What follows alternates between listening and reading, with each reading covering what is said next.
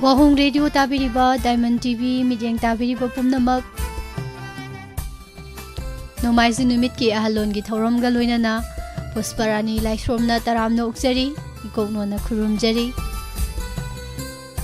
Mayam Pumnamak po thagat pa phong doksari.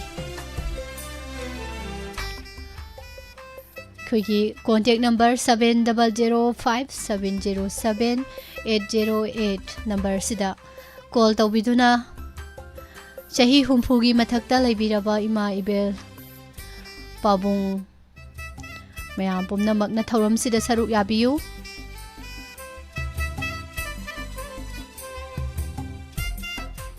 number se muktang gahana ningsingjari 7005707808 number sida call tawbiraga ahalon gi thoram sida saruk yabiyu isai saktok piba yai saireng tv ba yai wari ngehak sadana punshiron haukraba punsi wari ningsing dana haurak liba angang sing naha singda matam dugi chatnabidi sumna leirei kana thengnarakpa ahal laman singna thengnarakpa wari libidana thorom sida dumak saruk yabi bayai ima ibe maning thokong taramna ukchari kaka khamba smart man good afternoon yam nungai jai saruk yabirak live chat teleng sinbiri ba mayam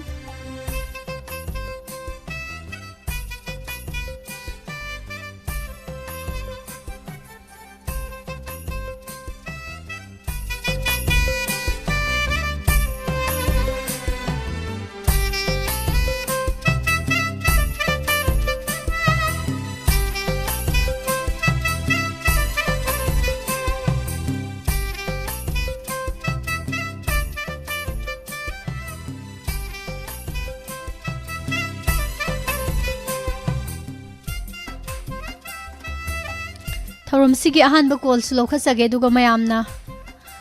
toina phangba singna lepiraga phang yam phangdaba ima ibel sing duga lairiba ahal babung sing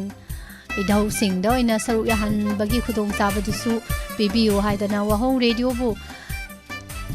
thawai haksang yauna tabiriba saruk yabiriba support tawbiriba mayamda ningsingjari ahan ba call khachage asigi hello Hello, Chavema. Sarano Cherry, Tagasari ma, Kari Lamgi ma, Uduino. Oh, guide the Mango Bin. Oh, Imango Binuari Broima. Nungai had the time, Nungai had the Adamina, Ha Mari Mangadi San White, and a phone was also of Kidrabanti. Oh, how's it Karapara Brima? The Karapare, Ado Gano. Anova sahi lakpagi chasing unadi anova sahi na lakpada wahong radio da thaba thau kubiri ba sing diamond tv sta punamak sta su punamaku kunchi sahi simaji nariya taba khong palok da ba ye pan ba lai taba apha ba program puthok pa ngamdi yu nai ma nai je yam nuai jai ma thank you soidana imagi Thawzal soidana phangba imana bor pibi badu lem namak phangba oijage ado nungai ba phongdokpa oina ima isai phajaba amadi ngangthoktaba yararoi ko isai jo sakage aduga aikhoina angang oinde sanarakpagi maram kudimaksida tamamnaba makhang leijaba haitare Aikoi lai harawa sanare chapu sanangna setlaga phi sabi sanare adi khobai chai sakpa sanare adi sapu leipak na saraga sapu yan sakphong bi sanare adi lai bi isana sajaraga lai bi sanare cha ka thongi ko sengbagi koi kokta khaini kokta ga haibaje sida che ga leirang ka je leipak na ga phajan na ga sara dana khoina mana sanare adu singi marak tuda lai harau ba haiba sinasu ngasi bo dom leiri adu imana angang oya khoina sanara padam mak pa haiba amak ayana ningsing jare sina ai khoina ai khoi taruk mai sai ye ma da ahum le te ko ma na bi ji de adu du ga khoi phani ka ji ye ta loi nap ye ta ni adegi di khwang siet ta ma khwang siet ma cha ma siet le ni adu ga tham ji tang khai khai du oga pol le ni adu du ga khoi ke san da ya ba kai no ko ke san le ni ko ma thong rang ko ko ti ko to yi de ke ba se ima ke ba hai se matam du da kari no akhoi kari sizin na ra me don chinjan ba kabore namba adei di kabore timba na samjan ba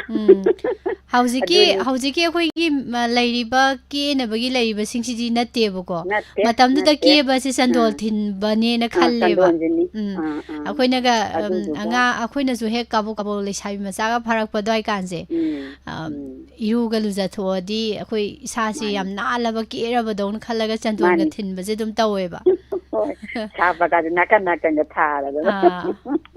adu ga toriam khong ban da ho ba si gong lai pan bi da lai na tom che ma ni na pa da the la ni adu phajara ba ni kan ma tam du da koi khan jai ya ba hoi ada hajiki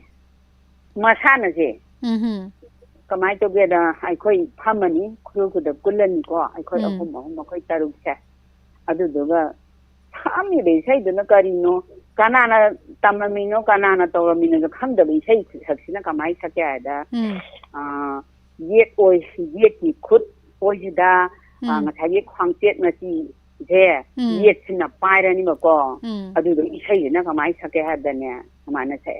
nga ka do hai de ni ko sam ka do phadat ka hai la da na ye ra kin kin ke re ko kin ni ke re ko ye ra kin ke re ko lok lai hauri ye pulai hauri ye hana so mana thana raga thare aduga khut ani se lon than rani hai khru ga poli je khaji haira ga hogol ani ko aduga khoi gi tauri ba madu gi jagoi ma sana di khoi gi kana khwang ne la ga song janarani khubak nakan thujan narani ani thujan narani aduga ai khoi gi haji ki ni itilinaw sina sari ba jagoi gi khusani ko khoi na sanari do adu mana sanara me adu khusana do nushi ba hai tare ne ma tam do kana na tam bi no ju khang di adum tawrom ne ba khoi se adu ni adum leiramba khoi gi mathak ta leiramba du na chatpa adum liklam du da ko khoi sum chatpa ado haujikti liklam je karim chatra ba kainom tawre karim leitra ba kainom tawre sana ba so mat ta u gi dare adu koi gi khungang gi khara keno leiba mafam da di hoje dum angang macha jing punjal la dum chen ba chong ma de dum sanai ado kitang ga khoi swai de kitang ga haigar khra ga di udre du ne khoi trap ka leiba lampak macha am leiba daga khoi football sana ba cricket sana ba sigum ba natana ko matam du gi leiramba masana mayam jegai chongbi de u laubi jaite kotbi adugumagi masana du di loina mangra bagumbani da ko ima mangre aduga ai khoi gi matam de gi san yam na loina bani na sangon ji sa jang sanai ko ahan sin na dai ne na sangon da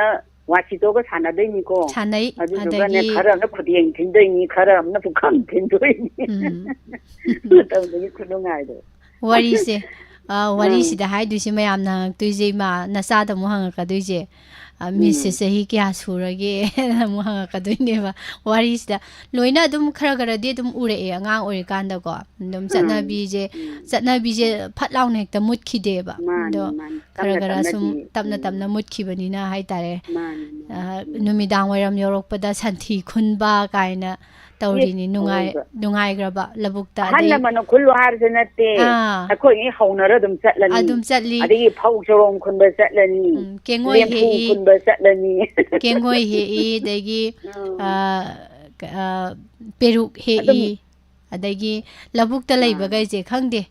adum kanaba oijaba adu khoi ni haunara da chatpa do aduni aduga tawibana su matam dagi di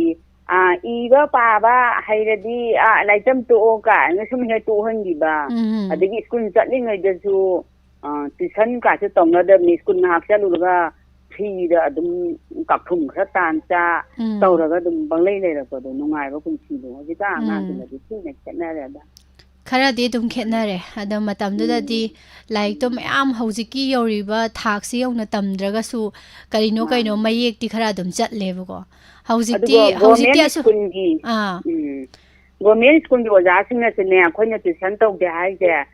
ꯆꯍꯤ ꯄꯩꯈꯥ ꯅꯛꯁꯜꯂꯛꯄꯗꯗꯤꯅꯦ ꯑꯣꯖꯥꯒꯤ ꯃꯌꯨꯝꯗ ꯑꯩꯈꯣꯏ ꯂꯥꯇꯦꯜ ꯑꯃꯃꯝ ꯄꯨꯔꯒ ꯅꯨꯡꯗꯥꯡꯁꯦ ꯂꯥꯏꯔꯤꯛ ꯇꯝꯕ ꯑꯣꯖꯥꯒꯤ ꯃꯅꯥꯛꯇ ꯆꯠꯂꯦꯕ ꯃꯇꯝꯗꯨꯗ ꯑꯣꯖꯥꯒꯤ ꯄꯥꯅꯃꯥꯟ ꯀꯥꯏꯅ ꯂꯩꯔꯒꯅꯦ ꯂꯩꯔꯒ ꯄꯨ ꯆꯠꯂꯤꯅꯤꯀꯣ ꯂꯥꯇꯦꯜ ꯑꯃꯃꯝꯒ ꯅꯨꯡꯁꯤꯗ꯭ꯔꯦ ꯏꯃꯥ ꯃꯇꯝꯗꯣ ꯅꯨꯡꯉꯥꯏꯕ ꯆꯥꯎꯈꯠꯂꯛꯄꯒꯤ ꯅꯨꯡꯉꯥꯏꯕ ꯁꯤꯅ ꯃꯈꯜ ꯑꯃꯅꯦ ꯑꯗꯨꯒ ꯅꯨꯡꯁꯤꯕꯒꯤ ꯀꯩꯅꯣ ꯍꯥꯏꯇꯥꯔꯦ ꯂꯤꯛꯂꯝ ꯑꯃ ꯑꯩꯈꯣꯏꯅ ꯆꯠꯂꯝꯕꯗꯣ ꯑꯗꯨꯗꯤ ꯃꯥꯡꯈ꯭ꯔꯦ ꯍꯥꯏꯇꯥꯔꯦ ꯑꯃꯒ ꯄꯨꯟꯁꯤꯟꯅꯔꯒ ꯆꯥꯛ ꯆꯥꯃꯤꯟꯅꯕꯕꯨ ꯑꯣꯏꯔꯣ ꯑꯗꯒꯤ ꯁꯥꯟꯅꯃꯤꯟꯅꯕꯕꯨ ꯑꯣꯏꯔꯣ ꯀꯩꯒꯨꯝꯕ ꯑꯃꯕꯨ ꯇꯧꯕ ꯑꯣꯏꯔꯣ ꯑꯗꯣ ꯅꯨꯡꯁꯤꯅꯕꯒꯤ ꯃꯔꯤ ꯑꯃꯗꯤ ꯑꯗꯨꯝ ꯂꯩꯔꯝꯃꯦꯕ ꯍꯧꯖꯤꯛꯇꯤ ꯃꯤ ꯑꯃꯒ ꯍꯥꯎꯏ ꯈꯪꯗꯦ ꯍꯥꯎꯇꯦ ꯈꯪꯗꯦ ꯑꯩꯈꯣꯏꯒꯤ ꯂꯧꯔꯤꯗ ꯍꯨꯠꯂꯒ ꯆꯥꯛ ꯊꯣꯡꯉꯒ ꯆꯦꯡ ꯆꯪꯅꯤꯒ ꯄꯥꯛꯆꯥꯗ ꯆꯥꯔꯛꯄꯗꯣ ꯍꯣꯏ ꯑꯗꯨꯒ ꯌꯥꯝ ꯅꯨꯡꯁꯤꯕ ꯑꯃꯁꯨ ꯏꯃꯥ ꯅꯤꯡꯁꯤꯡꯉꯛꯑꯦꯀꯣ ꯍꯧꯖꯤꯛꯇꯤ ꯂꯩꯇ꯭ꯔꯦ ꯍꯧꯖꯤꯛꯇꯤꯀꯌꯥ ꯎꯗ꯭ꯔꯦ ꯆꯥꯛ ꯈꯨꯂꯪ ꯆꯥꯕ ꯀꯥꯏꯅꯀꯣ ꯏꯃꯥꯟꯅꯕꯤꯒꯤ ꯃꯌꯨꯝꯗ ꯑꯃꯨꯛ ꯆꯥꯔꯨꯔꯒ ꯑꯗꯩ ꯑꯃꯨꯛ ꯑꯩꯈꯣꯏ ꯌꯨꯝꯗ ꯑꯃꯨꯛ ꯆꯥꯕ ꯑꯗꯩ ꯑꯃꯒꯤꯗ ꯑꯃꯨꯛ ꯆꯥꯕ ꯑꯗꯨꯃꯥꯏꯅ ꯇꯧꯕꯁꯦ ꯌꯥꯝ ꯂꯩꯔꯝꯃꯤ ꯍꯧꯖꯤꯛꯇꯤ ꯑꯗꯨ ꯂꯣꯏ ꯃꯥꯡꯈ꯭ꯔꯦ ꯆꯥꯎꯈꯠꯂꯛꯄꯒꯤ ꯅꯣꯡꯂꯩ ꯅꯨꯡꯁꯤꯠꯅ ꯍꯨꯝꯗꯣꯛꯈ꯭ꯔꯦ ꯍꯥꯏꯇꯥꯔꯦ ꯃꯇꯝꯗꯨꯒꯤ ꯅꯨꯡꯁꯤꯕ ꯑꯗꯣ ꯏꯃꯥ ꯏꯁꯩ ꯑꯃ ꯁꯛꯇꯣꯛꯁꯤꯗꯅ ꯁꯛꯄ ꯑꯩ ꯉꯝꯃꯔꯦ ꯌꯦꯡꯖꯒꯦ ꯑꯅꯧꯕ ꯆꯍꯤꯁꯤꯅ ꯂꯥꯛꯄꯁꯤꯗ ꯏꯃꯥꯅ ꯄꯥꯎꯖꯦꯜ ꯑꯝꯇꯒ ꯊꯝꯖꯔꯝꯒꯦ ꯑꯩꯈꯣꯏꯒꯤ ꯁꯤꯗ ꯀꯩꯅꯣ ꯃꯅꯤꯄꯨꯔꯤ ꯏꯃꯥꯒꯤ ꯃꯄꯥꯔꯤ ꯃꯃꯣꯝ ꯃꯆꯥ ꯃꯅꯥꯏ ꯈꯨꯗꯤꯡꯃꯛꯀꯤ ꯑꯋꯥ ꯑꯅꯥ ꯈꯨꯗꯤꯡꯃꯛꯁꯦ ꯅꯥꯀꯦꯟ ꯊꯥ ꯃꯥꯅ ꯂꯥꯛꯄꯗ ꯃꯥꯂꯦꯝ ꯏꯃꯥꯒꯤ ꯇꯝꯄꯥꯛꯇ ꯅꯥꯀꯦꯟ ꯊꯥ ꯃꯥꯅ ꯀꯦꯟꯕꯗ ꯂꯣꯏꯅ ꯀꯦꯟꯈꯤꯕ ꯑꯣꯏꯔꯁꯅꯨ ꯑꯋꯥ ꯑꯅꯥ ꯈꯨꯗꯤꯡꯃꯛꯅ ꯑꯗꯨꯒ ꯕꯁꯟꯇ ꯃꯥꯅ ꯂꯥꯛꯄꯗ ꯌꯦꯅꯤꯡꯅ ꯍꯨꯜꯂꯛꯄꯒꯨꯝ ꯃꯥꯂꯦꯝ ꯏꯃꯥꯒꯤ ꯃꯄꯥꯔꯤ ꯃꯃꯣꯝ ꯃꯆꯥ ꯃꯅꯥꯏ ꯈꯨꯗꯤꯡꯃꯛ ꯑꯅꯧꯕ ꯌꯦꯅꯤꯡ ꯆꯣꯡꯗꯨꯅ ꯅꯨꯡꯉꯥꯏꯅ ꯌꯥꯏꯐꯅ ꯏꯪꯕ ꯇꯞꯄ ꯁꯥꯟꯇꯤ ꯂꯩꯕ ꯂꯩꯕꯥꯛ ꯑꯃ ꯑꯋꯥ ꯑꯅꯥ ꯌꯥꯎꯗꯕ ꯂꯩꯕꯥꯛ ꯑꯃ ꯑꯣꯏꯃꯤꯟꯅꯔꯁꯤ ꯍꯥꯏꯕ ꯁꯤꯃꯒ ꯊꯝꯖꯔꯝꯒꯦ ꯑꯣ ꯐꯔꯦ ꯏꯁꯩ ꯃꯇꯦꯛ ꯈꯛꯇꯪ ꯁꯨꯝ ꯁꯛꯄ ꯉꯝꯕ꯭ꯔꯥ ꯌꯦꯡꯒꯦ 수도돈이 우르버들 수도돈이 옌루버들 자무난 칼루리 레기 본부 우르러가 레기 본부 옌루러가 빈다 본부 오이카리 수도돈이 우르버들 자무난 칼루리 हजार बूंद होली भाई पान पूना निंतीरा बिंदा बूंद होली भाई पान पूने में होली बलई पान पूना में लोग कोई थरी लेका फन छाचरी मोमन लोग छाचरी चूडो धोनी उरु बजे जमुनानी खलुरे माधवी मालिका जाती जूती माधवी मालिका जाती जूती जाति ज्योति जाति ज्योति माधवी जाति ज्योति thiên thiết nôm nôm nơi lấy tiếng lên thiên thiết nôm lấy cả phân tha đi môn nôm tha đi chủ đồ dhoni udu badal jamunani khalluri Hajj Auri Dinda Bonsi angpagi masoi phade ari da bonti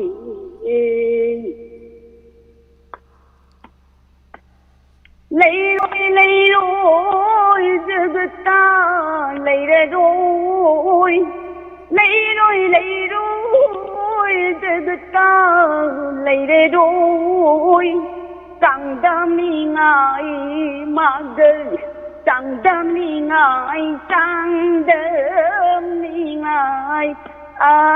mà lấy rồi phade ari Binda bonti, Bindi ita, ipom hauri, Bindi ita, ipom ngai, Thamban pading, Thamban pading, thali phade. Ari Binda bonti phade Ari Binda bonti Thank you. Valo ma. Pura mo ko so asoi nga pi wa haja ho dere ai go takpi tabi ba ngamba. Karai digi asoi bano ima asoi baga lairi imana dom de isai salaga na sari som da mam to maya da phammi boi ning kan ji da khara ke sen ko sala khara pantha thagat ti khara ke sen laga ga lai bane adadi ima gi isai du na ga matam taw ne di mam to maya da phammi ra na khallo re Thank you. Yam phajagre ma thagachari thagachari ma thang kola da san tijage cha ni ju nungai lai diyo hoi thagachari ma ngobi yam nungai sei saru ya birakpa mathangi kola da mu khudong sa ba bijari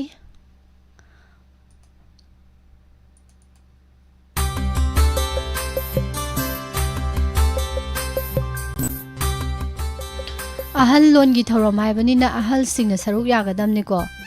radio taraga radio makhong da lai riba mayam do tumin ai ding ngamoi na lai be ya roi ko akhang da bagai du di bu ko khang dre lai bak phare akhang bagai di minga kona na ne law thorak tu se wa ho radio da aduna saruk ya biyo ahal lon gi thorom dai sei saktok piyo nushidra ima angawbina hauzik phone ga tawraaga ima hoi matamgi thengnarak pawari ga sabirak pado yam nungai dhanajit ningthaujam asuk yamna nungai ba program ka dai de gi lawruni ne yam thagat pire dhanajit na nungai jai ima ngawbi sor khaibong karongi chero sobadi adhikari mayum nungsi thoiba khuman kari haino ahallon chingdoira angang lon chingdoira khangdre mandok mai amukta phamge bu ha kaino di babok ti angang ahan khai de ko babok ti dum yai ise ma bem yok san bere taram nok chari thaga chari ne sabitri mai be maning thaukhong ima susila cheromita manabi brajeshwari loina na facebook ki che dubala someria chanu marang them haubi jampia taram nok chari Tangi ko lo khachage mu hello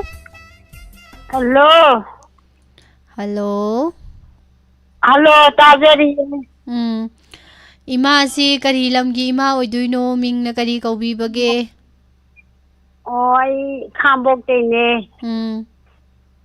jaibom chawi madam jaibom chagi madam ne ba ha no maju thengna gre ima je ado ima pabung ibom jana kari tambirage ima jibo karina tamdu shibu nate horen di si tawgadamni si haigadabani deidi sei si sakadamne gana tambibado kari tambirage hairiba kanam tambina kanam bolajida tambina ba kanam laite pabung na haiba pabung na kai tambirage haba magonda de hangte ado isai ma saktokpudi yadoi natro ima hoi isai yamna phade ꯐꯥꯗ꯭ꯔꯁꯨ ꯏꯃꯥꯅ ꯑꯐꯥꯕ ꯃꯇꯦꯛꯇꯣ ꯑꯗꯨꯝ ꯉꯥꯡꯊꯣꯔꯛꯑꯣ ꯑꯩꯈꯣꯏ ꯃꯌꯥꯝ ꯅꯨꯡꯉꯥꯏꯅ ꯇꯥꯃꯤꯟꯅꯗꯣꯏꯅꯤ ꯅꯣꯏ ꯀꯩꯅꯣꯗꯩꯅꯦ ꯈꯥꯡꯕꯣꯛ ꯇꯣꯝꯕꯤꯅꯧꯅꯦ ꯍꯥ ꯈꯥꯡꯕꯣꯛꯇꯤ ꯇꯣꯝꯕꯤꯅꯧꯅꯦꯕ ꯄꯥꯏꯔꯛꯏꯁꯦ ꯑꯧ ꯀꯔꯤꯅꯣ ꯇꯧꯔꯤꯁꯤꯕꯨ ꯑꯣ ꯇꯣꯝꯕꯤꯅꯧ ꯀꯧꯋꯦꯕ ꯃꯤꯡꯗꯣ ꯑꯣ ꯏꯃꯥ ꯇꯣꯝꯕꯤꯅꯧ ꯑꯁ ꯈꯥꯡꯉꯕꯣꯛꯀꯤ ꯏꯃꯥ ꯑꯧ ꯇꯣꯝꯕꯤꯅꯧꯁꯦ ꯑꯅꯤ ꯁꯨꯗꯅ ꯑꯩ ꯅꯆꯥ ꯉꯥꯎꯒꯦ ꯇꯧꯏꯀꯣ ꯏꯁꯩ ꯑꯃ ꯁꯛꯇꯣꯔෝ ꯏꯃꯥꯁꯦ ꯉꯥꯎꯕ ꯐꯅꯕ ꯒ꯭ꯌꯥꯟ ꯑꯝꯇ ꯏꯁꯣꯔ ꯑꯝꯇ ꯍꯣꯟꯇꯣꯛꯈꯤꯒꯦ ꯑꯩꯗꯤ ꯀꯌꯥꯁꯨ ꯍꯩꯇꯦꯗ ꯃꯤꯒꯨꯝꯗꯅꯀꯣ ꯈꯔ ꯈꯤꯇꯪ ꯁꯛꯀꯦ ꯂꯝꯗꯝ ꯇꯥꯝꯅ ꯂꯩꯈ꯭ꯔꯕ ꯃꯥꯒꯤ ꯅꯨꯡꯁꯤ ꯃꯄꯥꯎꯁꯨ ꯇꯥꯈꯤꯗꯕ ꯀꯨꯏꯔꯦ ꯊꯥꯖ ꯀꯌꯥ ꯌꯥꯝꯂꯛꯂꯦ ꯀꯨꯝꯖ ꯀꯌꯥ ꯌꯥꯝꯂꯛꯂꯦ ꯊꯥꯖ ꯀꯌꯥ ꯌꯥꯝꯂꯛꯂꯦ ꯑꯩꯅ ꯆꯕꯤꯗ ꯁꯨꯝꯍꯥꯏꯅ ꯃꯥꯁꯨ ꯊꯃꯣꯏ ꯆꯥꯛꯂꯤꯒꯗꯔꯥ ꯂꯝꯗꯝ ꯇꯥꯝꯅ ꯂꯩꯈ꯭ꯔꯕ ꯃꯥꯒꯤ ꯅꯨꯡꯁꯤ ꯃꯄꯥꯎ ꯇꯥꯈꯤꯗꯕ ꯀꯨꯏꯔꯦ ꯃꯦꯗꯥꯝ ꯂꯣꯏꯁꯜꯂꯒꯦ ꯌꯥꯔꯕ꯭ꯔꯣ ꯏꯃꯥ ꯌꯥꯔꯦ ꯌꯥꯝ ꯐꯥꯗꯦ ꯑꯗꯣ ꯏꯃꯥ ꯂꯝꯗꯝ ꯇꯥꯝꯅ ꯉꯍꯥꯟꯋꯥꯏꯀꯣ ꯆꯥꯟꯅ ꯆꯤꯟꯅ ꯂꯩꯃꯤꯟꯅꯔꯝꯕ ꯂꯝꯗꯝ ꯇꯥꯝꯅ ꯂꯩꯈꯤꯕ ꯄꯥꯕꯨꯡꯒ ꯂꯩꯍꯧꯕ꯭ꯔꯥ ꯏꯃꯤ ꯄꯥꯕꯨꯡ ꯏꯕꯣꯝꯆꯥꯗ ꯇꯥꯍꯟꯗꯕꯤꯗꯅꯦ ꯋꯥꯔꯤ ꯑꯝꯇ ꯂꯣꯟꯅ ꯁꯥꯟꯅꯁꯤꯁꯦ ꯏꯃꯥ ꯏꯆꯥ ꯂꯩꯈꯤꯗ꯭ꯔꯦ ꯏꯃꯥꯅ ꯍꯨꯟꯗꯣꯛꯄꯤꯔꯝꯕ ꯍꯥꯏꯇꯥꯔꯦꯅꯦ ꯁꯤꯈ꯭ꯔꯦ ꯄꯥꯕꯨꯡ ꯏꯕꯣꯝꯆꯥ ꯍꯣꯏꯗ ꯂꯥꯛꯇ꯭ꯔꯤꯉꯩꯗ ꯁꯤꯈ꯭ꯔꯦꯕ ꯂꯩꯈꯤꯗ꯭ꯔꯦ ꯂꯩꯗꯤ ꯂꯩꯔꯝꯃꯦ ꯑꯗꯣ ꯂꯩꯈꯤꯗ꯭ꯔꯦ ꯍꯥꯏꯕꯅꯦꯕꯀꯣ ꯏꯃꯥꯒꯤꯁꯦ ꯍꯣꯏ ꯑꯗꯨ ꯍꯣꯏ ꯀꯃꯥꯏꯅ ꯇꯧꯔꯤꯅꯣ ꯊꯦꯡꯅꯔꯝꯕ ꯏꯃꯥ ꯏꯃꯥꯅ ꯍꯨꯟꯗꯣꯛꯑꯝꯃꯤꯔ ꯅꯠꯇ꯭ꯔꯒ ꯄꯥꯕꯨꯡꯗꯨꯅ ꯍꯨꯟꯗꯣꯛꯑꯝꯃꯤꯔ ꯏꯃꯥꯁꯦ ꯀꯃꯥꯏꯅ ꯇꯧꯕꯅꯣ ꯋꯥꯔꯤꯁꯦ ꯑꯗꯨꯒꯨꯝꯕ ꯅꯠꯇꯦꯗ ꯀꯃꯥꯏ ꯂꯝꯗꯣ ꯁꯥꯡꯕꯅꯤꯅ ꯑꯩꯅ ꯏꯗꯣꯝꯆꯥ ꯍꯣꯏ ꯂꯩꯕ ꯑꯩꯅ ꯌꯨꯝꯗ ꯂꯥꯛꯄ ꯑꯗꯨꯏꯗ ꯃꯣꯏ ꯂꯩꯍꯧꯕꯅꯤꯗ ꯍꯧꯖꯤꯛ ꯈꯔ ꯂꯩꯔꯒ ꯃꯥꯁꯤ ꯅꯥꯔ ꯁꯤꯈꯤꯕ ꯍꯥꯏꯇꯥꯔꯦ ꯑꯣ ꯄꯥꯈꯪ ꯑꯣꯏꯅ ꯂꯩꯈꯤꯗ꯭ꯔꯤꯔꯣ ꯍꯥꯏꯁꯦ ꯏꯃꯥ ꯑꯥꯎ ꯌꯥꯝ ꯅꯨꯡꯉꯥꯏ ꯏꯃꯥꯒ ꯋꯥꯔꯤ ꯁꯥꯟꯅꯕꯁꯦ ꯏꯁꯩꯕꯨ ꯏꯃꯥ ꯄꯨꯛꯅꯤꯡꯕꯨ ꯑꯣꯟꯊꯣꯛ ꯅꯨꯡꯁꯤꯈ꯭ꯔꯦꯅꯦ ꯏꯃꯥꯅ ꯉꯪꯉꯛꯏꯕ ꯏꯁꯩꯗꯣ ꯈꯪꯗꯦ ꯑꯩ ꯀꯔꯤ ꯏꯟꯖꯥꯡ ꯏꯁꯩꯁꯨ ꯐꯥꯗꯦꯗ ꯍꯩꯃꯟꯈ꯭ꯔꯦꯗ ꯏꯃꯥ ꯑꯗꯨꯗꯩ ꯍꯦꯟꯅ ꯍꯩꯖꯜꯂꯨꯔꯅꯨ ꯑꯗꯨꯒꯤ ꯆꯥꯡꯗꯨꯗ ꯑꯗꯨꯝ ꯂꯩꯕ ꯌꯥꯔꯦ ꯀꯌꯥꯝ ꯍꯩꯗꯣꯏꯅꯣ ꯍꯥꯏꯗꯤ ꯁꯩꯁꯛꯄꯤ ꯑꯣꯏꯔꯨꯗꯧꯁꯨ ꯂꯩꯇꯦ ꯑꯗꯩꯗꯤ ꯏꯁꯩꯒꯤ ꯀꯣꯝꯄꯤꯇꯤꯁꯟ ꯌꯥꯎꯔꯨꯗꯧꯁꯨ ꯂꯩꯇꯦ ꯑꯗꯨ ꯌꯥꯝ ꯍꯩꯔꯦ ꯑꯗꯨꯏ ꯆꯥꯡꯗꯨꯗ ꯑꯗꯨꯝ ꯌꯥꯔꯦ ꯅꯣꯡꯃꯒꯤ ꯈꯔ ꯈꯔ ꯑꯗꯨꯝ ꯃꯇꯦꯛ ꯃꯇꯦꯛ ꯁꯛꯄꯗ ꯑꯗꯨꯝ ꯍꯌꯦꯡ ꯅꯣꯡꯃ ꯃꯄꯨꯡ ꯐꯥꯅ ꯃꯔꯥꯏ ꯁꯛꯆꯔꯛꯁꯅꯤ ꯌꯥꯝ ꯏꯁꯩꯗꯤ ꯐꯥꯕꯅꯦ ꯑꯗꯨ ꯀꯥꯎꯕꯁꯨ ꯌꯥꯎꯕ ꯑꯗꯣ ꯋꯥꯈꯜꯁꯦ ꯅꯨꯡꯉꯥꯏꯇꯕꯅꯤꯅ ꯁꯛꯅꯤꯡꯗꯕ ꯍꯥꯏꯇꯥꯔꯦ ꯀꯩꯒꯤꯅꯣ ꯏꯃꯥ ꯋꯥꯈꯜ ꯅꯨꯡꯉꯥꯏꯇꯦ ꯍꯥꯏꯁꯤꯕꯣ ꯏꯆꯥꯗꯣ ꯄꯥꯝ ꯂꯩꯔꯝꯕꯗꯨ ꯁꯤꯈ꯭ꯔꯦꯕ ꯑꯗꯨꯅ ꯏꯁꯩꯁꯨ ꯁꯛꯂꯒ ꯍꯦꯛꯇ ꯀꯞꯅꯤꯡꯕ ꯄꯣꯛꯑꯦ ꯑꯗꯨ ꯏꯃꯥ ꯑꯩꯈꯣꯏꯁꯦ ꯑꯁꯤꯕ ꯃꯆꯥ ꯉꯥꯛꯇꯅꯤꯀꯣ ꯏꯃꯥꯒꯤ ꯅꯨꯡꯁꯤꯔꯕ ꯏꯆꯥꯅꯨꯄꯥꯗꯣ ꯑꯗꯨꯃꯥꯏꯅ ꯇꯧꯗꯅ ꯀꯅꯥꯒꯨꯝꯕꯤ ꯑꯃꯒꯤꯁꯨ ꯅꯨꯡꯁꯤꯕ ꯃꯆꯥ ꯅꯨꯄꯤ ꯅꯨꯄꯥ ꯂꯩꯔꯝꯃꯒ ꯂꯩꯈꯤꯗꯕ ꯑꯗꯨꯝ ꯌꯥꯎꯏ ꯑꯗꯒꯤ ꯅꯨꯡꯁꯤꯔꯕ ꯃꯄꯨꯔꯣꯏꯕ ꯀꯥꯏꯅꯈꯤꯕ ꯑꯗꯨꯝ ꯌꯥꯎꯏ ꯅꯨꯡꯁꯤꯔꯕ ꯏꯃꯥ ꯏꯄꯥ ꯀꯥꯏꯅꯈꯤꯕ ꯑꯗꯨꯝ ꯌꯥꯎꯏꯀꯣ ꯂꯣꯏꯅꯃꯛ ꯃꯥꯒꯤ ꯃꯄꯨꯅ ꯁꯤꯟꯅꯔꯛꯄ ꯑꯩꯈꯣꯏꯒꯤ ꯇꯥꯏꯕꯪ ꯁꯤꯟꯊꯥꯗꯨ ꯂꯣꯏꯔꯒ ꯆꯠꯈ꯭ꯔꯕꯅꯦꯕ ꯑꯗꯨꯃꯥꯏꯅ ꯇꯧꯗꯅ ꯑꯩꯈꯣꯏꯁꯨ ꯅꯣꯡꯃ ꯆꯠꯈꯤꯗꯣꯏꯅꯤ ꯑꯗꯨꯅ ꯆꯠꯈ꯭ꯔꯕꯅꯤꯅ ꯆꯠꯆꯈ꯭ꯔꯖꯅꯨ ꯀꯔꯤꯝ ꯈꯟꯖꯜꯂꯔꯣꯏꯁꯦ ꯀꯔꯤꯝ ꯋꯥꯔꯔꯣꯏꯁꯦ ꯍꯛꯆꯥꯡ ꯁꯣꯛꯅꯕꯅꯤꯀꯣ ꯏꯁꯩ ꯁꯛꯑꯣ ꯍꯥꯏꯌꯦꯕ ꯑꯩꯅ ꯌꯥꯗꯦꯕ ꯁꯛꯀꯗꯝꯅꯦ ꯏꯁꯩ ꯁꯛꯀꯗꯝꯅꯦ ꯏꯃꯥ ꯍꯣꯏ ꯃꯌꯥꯝꯅ ꯏꯁꯩꯁꯦ ꯁꯛꯂꯛꯇ꯭ꯔꯗꯤ ꯔꯦꯗꯤꯑꯣꯁꯤ ꯇꯨꯃꯤꯟꯅ ꯂꯩꯔꯣꯏꯗ꯭ꯔꯣ ꯁꯛꯀꯗꯝꯅꯦ ꯄꯥꯕꯨꯡꯅ ꯏꯁꯩ ꯁꯛꯑꯣ ꯍꯥꯏꯗꯣ ꯃꯊꯪꯗꯁꯨ ꯐꯖꯕ ꯑꯃ ꯁꯛꯂꯛꯑꯣ ꯄꯥꯕꯨꯡꯅ ꯍꯥꯏꯕ ꯍꯣꯏ ꯍꯣꯏ ꯏꯜꯂꯨ ꯅꯨꯡꯁꯤꯅꯅ ꯂꯩꯅꯕ isai sakpada isai sakpada karimta su kaino tawdona te phone gi battery charge khara ting bai wa khaktani ba tai karim ting dona tamni ado huji imana isai matem sakto khibdo horen wakhan do kayam nungai gi yeu ado yare ko ima mathang da su phajaba ma saktoro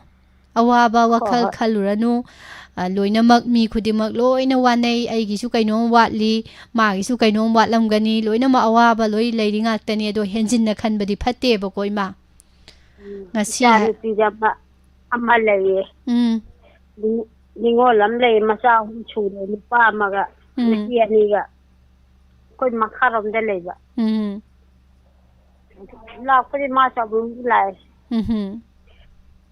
Hiji laiwe ko ani ga tang laiwe masa gi lairik tawbani na se layu ko lo su yade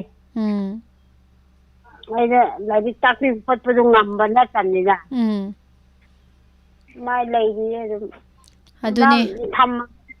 hoi pabung di waring kano phunga wari li dana isai saktana nungaina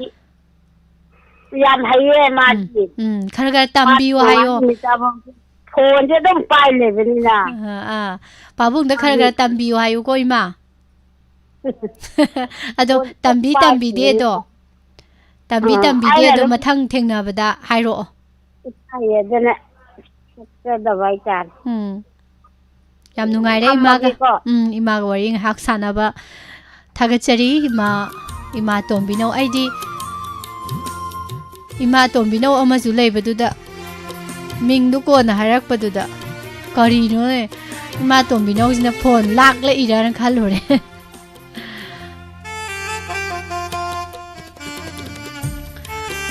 thagachari maya pumnamak thauramji yawning dana mayam se ahal sahi humpu suromadi phanidana khanbasu mayam marakte yawramdoin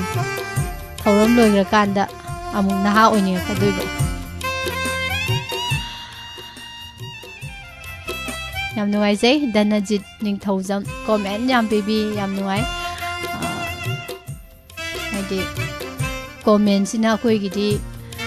machin tum aba khulai amo oijari ni ko comment phajaba sina thongna yaudadi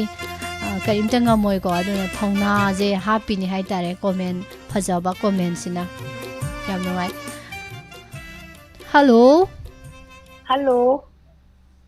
taram noksari ima bukari lamgi ima oiduino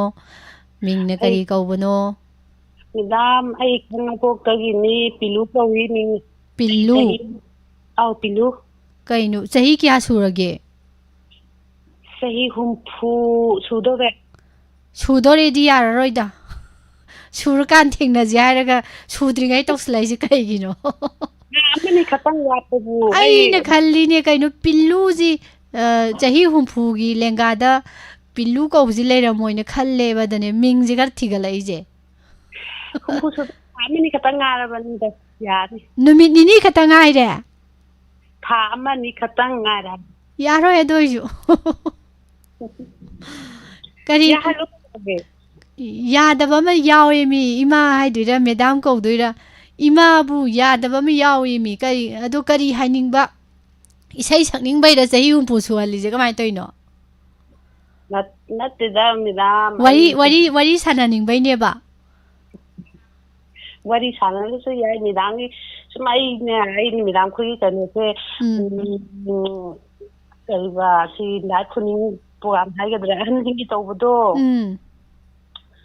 ai nang phone namak si kui gar nga chi katang phangine ado ai busu do tha di katang ngara ngai ko ima ngai ko kai gi no ming ji pilu go ji kai no si matang jim tang khang hau gi ima digi ate ming dem ta leitrabra thang ni da halaman sing tholam ni ado ate dem ta kaudra ba ming se ming je ani hung ko bo yawi dana dum angang oi ka ni pela ko mjane da pela hai adagi ai saksu ko thibu ko saksu thiba ai aduna ne muri ro langman bi su kawram ne ba o mu adudi mu boy tare sak thi ja ꯍꯣꯏ ꯑꯗꯨ ꯂꯪꯌꯥꯟꯕꯤꯁꯨ ꯇꯧꯔꯝꯃꯦꯕ ꯑꯗꯨꯅ ꯑꯩꯅ ꯆꯥꯎꯔꯀꯥꯟꯗꯗꯤ ꯃꯣꯏꯅ ꯍꯣꯡꯗꯣꯛꯄꯤꯔꯝꯃꯦ ꯄꯦꯂꯥ ꯀꯧꯕꯗꯤ ꯌꯥꯝ ꯐꯖꯃꯟꯗ꯭ꯔꯦ ꯄꯤꯂꯨꯅ ꯇꯧꯔꯣ ꯀꯥꯏꯅ ꯁꯨꯝ ꯍꯥꯏꯅꯤꯗ ꯑꯩꯗꯤ ꯈꯪꯍꯧꯗꯦ ꯅꯪꯁꯨ ꯋꯥꯔꯤ ꯂꯤꯕꯅꯤ ꯀꯔꯤꯒꯤꯅꯣꯅꯦ ꯄꯦꯂꯥꯅ ꯀꯧꯔꯝꯃꯤꯗꯨꯅ ꯀꯃꯥꯏꯅ ꯇꯧꯔꯤꯖꯥ ꯑꯩꯗꯤ ꯅꯣꯛꯅꯤꯡꯉꯛꯀꯗꯣꯔꯦꯗ ꯅꯠꯇꯦ ꯑꯇꯩ ꯑꯇꯩ ꯃꯤꯡ ꯃꯌꯥꯝ ꯂꯩ ꯀꯧꯗꯗꯅ ꯄꯦꯂꯥ ꯍꯥꯏꯁꯤ ꯄꯦꯂꯦꯒ ꯍꯥꯏꯕ ꯄꯦꯂꯦ ꯀꯧꯕꯒ ꯂꯩꯔꯝꯕꯗꯨꯗ ꯄꯦꯂꯥ ꯀꯧꯔꯤꯖꯥꯠꯂꯥ ꯀꯃꯥꯏꯅ ꯇꯧꯔꯤꯖꯥꯠꯅꯣ ꯈꯪꯗꯦꯗ ꯑꯍꯜꯁꯤꯡꯗꯨꯅ ꯍꯩꯇ ꯀꯧꯔꯝꯃꯤꯖꯥꯠꯂꯥ ꯀꯔꯤ ꯈꯜꯂ ꯀꯧꯔꯝꯃꯤꯅꯣ ꯈꯪꯗꯦꯗ ꯑꯗꯣ ꯁꯛ ꯊꯤ ꯍꯥꯏꯁꯦ ꯀꯌꯥꯃꯨꯛ ꯆꯥꯡ ꯌꯥꯝ ꯊꯤꯔꯤꯅꯣ ꯑꯩꯁꯤ ꯁꯛꯁꯤ ꯑꯩ ꯏꯀꯨꯕꯣꯛ ꯅꯠꯇ꯭ꯔꯗꯤ ꯁꯛꯊꯤꯅ ꯌꯥꯝ ꯌꯥꯔꯝꯗꯦ ꯑꯣ ꯀꯩꯅꯣꯅ ꯏꯀꯨꯕꯣꯛꯅ ꯑꯧ ꯄꯥꯕꯨꯡꯅꯗꯤ ꯌꯥꯕ ꯑꯩ ꯏꯀꯨꯕꯣꯛꯇꯣ ꯑꯗꯨꯅ ꯑꯩ ꯅꯨꯄꯥꯁꯤ ꯂꯩꯔꯒꯅꯦ ꯆꯍꯤ 9 ꯀꯣꯏꯅꯩꯕ ꯑꯣ ꯍꯣꯏꯃꯥ ꯀꯩꯒꯤꯅꯣ ꯑꯗꯨꯌꯥꯝ ꯁꯥꯡꯅ ꯈꯪꯅꯩꯗꯨꯕꯣ ꯈꯪꯗꯦ ꯑꯩꯁꯨ ꯀꯔꯤ ꯍꯥꯏꯗꯣꯏꯅꯣ ꯑꯗꯨꯝ ꯃꯥꯅ ꯑꯩꯕꯨ ꯅꯨꯡꯁꯤꯕ ꯖꯥꯠꯂ ꯀꯩꯅꯣ ꯈꯪꯗꯦ ꯑꯗꯨꯝ ꯀꯣꯏꯅꯩ ꯁꯨꯝ ꯏꯃꯥꯒ ꯁꯨꯝ ꯅꯨꯡꯁꯤꯅꯅ ꯑꯇꯣꯞꯄ ꯈꯨꯗꯣꯡꯆꯥꯕ ꯑꯃ ꯂꯥꯛꯄ ꯌꯦꯡꯉꯤ ꯖꯥꯠꯂꯕ ꯆꯍꯤ ꯑꯗꯨ ꯌꯥꯝ ꯏꯃꯥꯕꯨ ꯑꯗꯨꯝ ꯅꯨꯡꯁꯤꯅꯗꯅ ꯊꯝꯕꯤꯔꯤꯗꯨꯕꯣ ꯈꯪꯗꯦꯗ ꯑꯩꯗꯤ ꯅꯨꯄꯥ ꯌꯥꯝ ꯀꯣꯏꯔꯛꯏꯗ ꯑꯗꯣ ꯀꯃꯥꯏ ꯇꯧꯕ ꯋꯥꯔꯤꯅ ꯀꯃꯥꯏ ꯇꯧꯈ꯭ꯔꯕ ꯃꯥ ꯑꯩ ꯆꯍꯤ 9 ꯀꯣꯏꯅꯔꯦꯀꯣ ꯑꯩ ꯏꯀꯨꯕꯣꯛ ꯑꯣꯏꯗꯣꯏꯗꯨꯅ ꯁꯨꯡꯌꯥ ꯌꯥꯗꯕꯩ ꯁꯛ ꯊꯤꯌꯦꯗꯅ ꯑꯗꯨꯏ ꯅꯨꯄꯤꯗꯣ ꯊꯤ ꯂꯧꯔꯛꯄ ꯌꯥꯔꯣꯏ ꯁꯤꯅꯦꯕ ꯍꯣꯏ ꯏꯃꯥꯗꯤ ꯀꯔꯤ ꯐꯥꯎꯏ ꯑꯗꯨꯀꯥꯟꯗ ꯋꯥꯈꯟꯗ ꯑꯩꯁꯦ ꯑꯃꯨꯛꯁꯨ ꯈꯜꯂꯦ ꯃꯥꯏ ꯃꯥꯡꯗ ꯅꯝꯃꯒ ꯂꯩꯔꯁꯤꯔ ꯅꯠꯇ꯭ꯔꯒꯅ ꯃꯉꯣꯟꯗꯒꯤ ꯍꯦꯟꯕ ꯑꯃꯗ ꯂꯩ ꯑꯩ ꯏꯄꯥꯝꯗꯨ ꯏꯅꯥꯛ ꯌꯥꯝ ꯈꯨꯜꯂꯦꯕꯀꯣ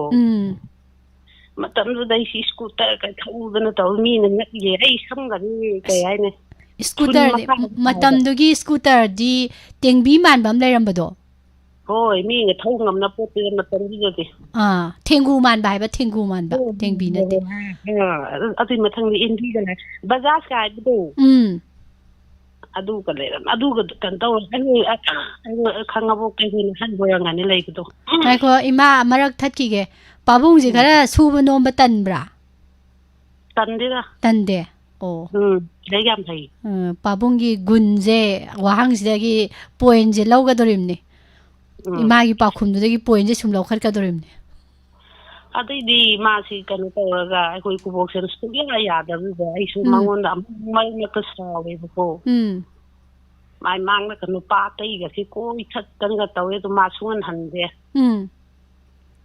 ꯆꯍꯤ 8 ꯁꯨꯔꯀꯥꯟꯗ ꯏꯕꯥꯅꯤꯁꯤ ꯆꯍꯤꯃꯨꯛ ꯀꯥꯏꯅꯩꯌꯦꯕ ꯍꯣꯏꯃꯥ ꯑꯗꯨꯗꯤ ꯑꯍꯤꯡꯗꯤ ꯀꯃꯥꯏꯅ ꯇꯨꯝꯒꯤ ꯏꯃꯥ ꯀꯞꯄꯦ ꯌꯥꯝꯅ ꯀꯞꯄꯦ ꯇꯨꯝꯃꯝꯗꯧ ꯃꯥꯟꯗꯤꯌꯦ ꯑꯩꯗꯤ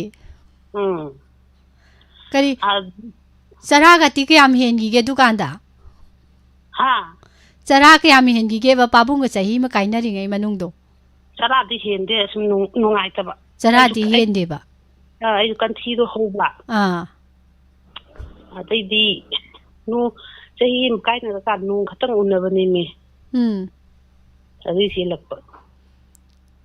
ꯆꯍꯤ ꯑꯃ ꯀꯥꯏꯅꯔꯨꯔꯒ ꯍꯟꯖꯤꯟꯅꯔꯛꯄꯗꯨꯗ ꯃꯊꯪ ꯀꯥꯏꯅꯍꯧꯗ꯭ꯔꯤꯉꯩꯗ ꯆꯦꯜꯍꯧꯔꯒꯦꯅ ꯏꯃꯥꯁꯨ ꯄꯥꯕꯨꯡꯁꯨ ꯈꯜꯂꯛꯄ ꯑꯣꯏꯔꯝꯒꯅꯤꯌꯦ ꯑꯗꯨꯗꯤ ꯑꯗꯨ ꯆꯦꯜꯂꯀꯥꯟꯗꯗꯤ ꯃꯥꯁꯤ ꯀꯞꯄꯦ ꯑꯩꯁꯨ ꯀꯞꯄꯦ ꯀꯩꯅꯣ ꯃꯥꯁꯨ ꯀꯞꯄꯦ ꯆꯦꯜꯂꯀꯥꯟꯗ ꯀꯞꯄꯤꯕ ꯑꯃꯨꯛ ꯍꯣꯏ ꯑꯗꯨꯅ ꯀꯔꯤ ꯍꯥꯏꯔꯤꯕ ꯆꯦꯟꯕ ꯅꯨꯃꯤꯠꯇꯣ ꯀꯩꯅꯣ ꯃꯥꯁꯨ ꯈꯨꯠꯁꯥꯗꯣ ꯑꯝꯇ ꯍꯩꯇꯕ ꯁꯦꯟꯊꯣꯛ ꯂꯝꯕꯤ ꯑꯝꯇꯁꯨ ꯂꯩꯇꯅ ꯌꯨꯝ ꯄꯥꯟꯗꯣꯏ ꯀꯥꯏꯅ ꯈꯟꯖꯕꯖꯥꯠꯅꯤꯗ ꯑꯗꯨꯒꯤ ꯀꯞꯄꯤꯕ ꯍꯣꯏ ꯆꯍꯤ ꯀꯌꯥꯃꯨꯛ ꯁꯨꯔꯦ ꯍꯥꯏꯁꯦ ꯏꯃꯥ ꯍꯣꯏ ꯑꯗꯨꯗ ꯄꯥꯕꯨꯡꯒ ꯏꯃꯥꯒꯁꯦ ꯃꯇꯝꯗꯨꯗ ꯆꯍꯤꯗꯣ 18-19 ꯁꯨꯔꯕꯀꯣ ꯍꯣꯏ ꯏꯕꯦꯝꯃ ꯏꯁ ꯆꯍꯤ 18-19 ꯁꯨꯕꯗꯨꯗ ꯁꯦꯟꯊꯣꯛ ꯂꯝꯕꯤ ꯂꯩꯇꯦꯅ ꯆꯦꯜꯂꯨꯔꯒ ꯁꯦꯟꯊꯣꯛ ꯂꯝꯕꯤ ꯂꯩꯇꯦꯅ ꯀꯞꯃꯤꯟꯅꯔꯤꯅꯦꯕ ꯆꯠꯃꯤꯟꯅꯔꯤꯅꯦ ꯑꯩꯁꯨ ꯂꯥꯏꯔꯤꯛ ꯐꯖꯅ ꯇꯝꯃꯛꯑꯦꯕ ꯑꯗꯨꯃꯥꯏꯅ ꯇꯧꯕ ꯀꯔꯤꯝ ꯀꯥꯟꯅꯕꯝ ꯈꯪꯗ꯭ꯔꯦꯅ ꯀꯞꯃꯤꯟꯅꯕ ꯍꯥꯏꯇꯥꯔꯦ ꯑꯗꯣ ꯑꯩꯗꯤ ꯃꯉꯣꯟꯗ ꯂꯩꯔꯝꯗ꯭ꯔꯗꯤ ꯍꯧꯖꯤꯛꯐꯥꯎ ꯅꯨꯄꯥ ꯐꯪꯉꯣꯏ ꯅꯨꯄꯥ ꯐꯪꯉꯣꯏꯌꯦ ꯍꯧꯖꯤꯛꯐꯥꯎꯗ ꯑꯩ ꯗꯥꯎ ꯌꯥꯈ꯭ꯔꯦꯕ ꯑꯣ ꯄꯥꯕꯨꯡꯁꯦ ꯏꯃꯥꯒꯤꯗꯤ ꯀꯩꯅꯣ ꯍꯧꯁꯤ ꯐꯥꯎꯕꯒꯨꯝꯕꯅꯤꯅꯦ ꯑꯗꯨꯗꯤ ꯁꯤꯐꯥꯎ ꯀꯨꯝꯈ꯭ꯔꯖꯥꯠꯅꯤ ꯑꯩ ꯃꯉꯣꯟꯗ ꯂꯩꯔꯝꯗ꯭ꯔꯗꯤ ꯍꯧꯖꯤꯛꯐꯥꯎ ꯅꯨꯄꯥꯒ ꯐꯪꯉꯝꯃꯣꯏ ꯈꯪꯕ꯭ꯔꯥ ꯑꯗꯨꯒꯅꯦ ꯑꯗꯨꯝ ꯂꯩꯈ꯭ꯔꯦ ꯍꯧꯖꯤꯛ ꯑꯗꯣ ꯏꯃꯥ ꯄꯥꯕꯨꯡꯁꯦ ꯑꯩꯈꯣꯏꯒꯤ ꯄꯥꯈꯪ ꯂꯩꯁꯥꯕꯤ ꯑꯣꯏꯔꯤꯉꯩꯗ ꯃꯕꯨꯡ ꯃꯄꯥꯎ ꯐꯩꯅ ꯈꯜꯂꯝꯒꯅꯦꯕ ꯃꯕꯨꯡ ꯄꯥꯎ ꯐꯩꯌꯦ ꯂꯩ ꯃꯉꯣꯟꯗ ꯅꯨꯡꯉꯥꯏꯅꯦꯁꯨ ꯈꯟꯕ ꯑꯗꯣ ꯄꯥꯕꯨꯡ ꯍꯣꯏꯗ ꯂꯩꯔꯀꯥꯟꯗꯁꯨ ꯏꯃꯥꯅ ꯈꯟꯕꯗꯣ ꯆꯨꯝꯃꯝꯕ꯭ꯔꯣ ꯀꯃꯥꯏꯅ ꯇꯧꯔꯝꯒꯦ ꯆꯨꯝꯃꯝꯃꯦ ꯆꯨꯝꯃꯝꯃꯦ ꯃꯕꯨꯛ ꯌꯥꯝ ꯐꯩ ꯑꯣ ꯍꯧꯖꯤꯛꯇꯤ ꯑꯩꯁꯨ ꯀꯩꯁꯨꯕꯨ ꯈꯟꯈꯤꯗ꯭ꯔꯦ ꯑꯩꯅ ꯈꯜꯂꯤꯁꯦ ꯃꯉꯣꯟ ꯂꯩꯍꯧꯕ ꯑꯩ ꯗꯥꯎ ꯌꯥꯔꯗꯤ ꯃꯥꯅ ꯑꯩꯕꯨꯁꯨ ꯌꯥꯝ ꯂꯨꯅ ꯇꯧꯕꯤꯁꯤꯕꯨ ꯈꯜꯂꯤ ꯑꯩꯁꯨ ꯃꯥꯁꯦ ꯌꯥꯝ ꯂꯨꯅ ꯇꯧꯏ ꯑꯗꯨꯗꯤ ꯄꯥꯕꯨꯡꯒꯤꯁꯨ ꯂꯥꯏꯕꯛ ꯐꯕ ꯏꯃꯥꯒꯤꯁꯨ ꯂꯥꯏꯕꯛ ꯐꯕꯅꯤꯅꯦ ꯀꯩꯅꯣ ꯋꯥꯍꯪꯁꯤꯕꯣ ꯑꯩꯕꯣ ꯀꯃꯥꯏꯅ ꯍꯪꯗꯣꯏꯅꯣ ꯇꯧꯔꯤꯁꯤꯕꯣ ꯏꯃꯥ ꯄꯥꯕꯨꯡꯗꯤ ꯂꯩꯕ꯭ꯔꯣ ꯍꯧꯖꯤꯛ ꯂꯩꯇꯦꯗ ꯀꯥꯏ ꯆꯠꯊꯣꯛꯈ꯭ꯔꯒꯦ ꯋꯥꯛꯀꯤꯡ ꯆꯠꯈꯤ ꯑꯣ ꯂꯩꯔꯝꯃꯗꯤ ꯐꯗꯧꯅꯤꯅꯦ ꯄꯥꯕꯨꯡꯒ ꯄꯨꯟꯅ ꯋꯥꯔꯤꯁꯦ ꯁꯥꯟꯅꯔꯝꯗꯧꯅꯤ ꯑꯗꯣ ꯉꯥꯏꯈꯣ ꯏꯃꯥ ꯄꯥꯕꯨꯡꯒꯕꯨꯗꯤ ꯍꯣꯏ ꯅꯨꯡꯁꯤꯅꯔꯦꯕ ꯑꯗꯣ ꯑꯇꯣꯞꯄꯁꯨ ꯃꯌꯥꯝ ꯈꯪꯅꯔꯛꯑꯦ ꯍꯥꯏꯗꯨꯅ ꯀꯃꯥꯏ ꯇꯧꯕ ꯃꯇꯝꯗꯨꯗꯗꯤ ꯁꯥꯏꯀꯜ ꯀꯩꯀꯥ ꯅꯨꯄꯤ ꯀꯣꯏꯕꯤ ꯆꯠꯅꯔꯝꯃꯦ ꯁꯥꯏꯀꯜ ꯑꯃ ꯇꯣꯡꯉꯒ ꯂꯥꯛꯄꯒꯤ ꯌꯥꯝ ꯐꯩ ꯅꯨꯄꯥꯁꯦ ꯁꯥꯏꯀꯜꯗ ꯇꯣꯡꯉꯒ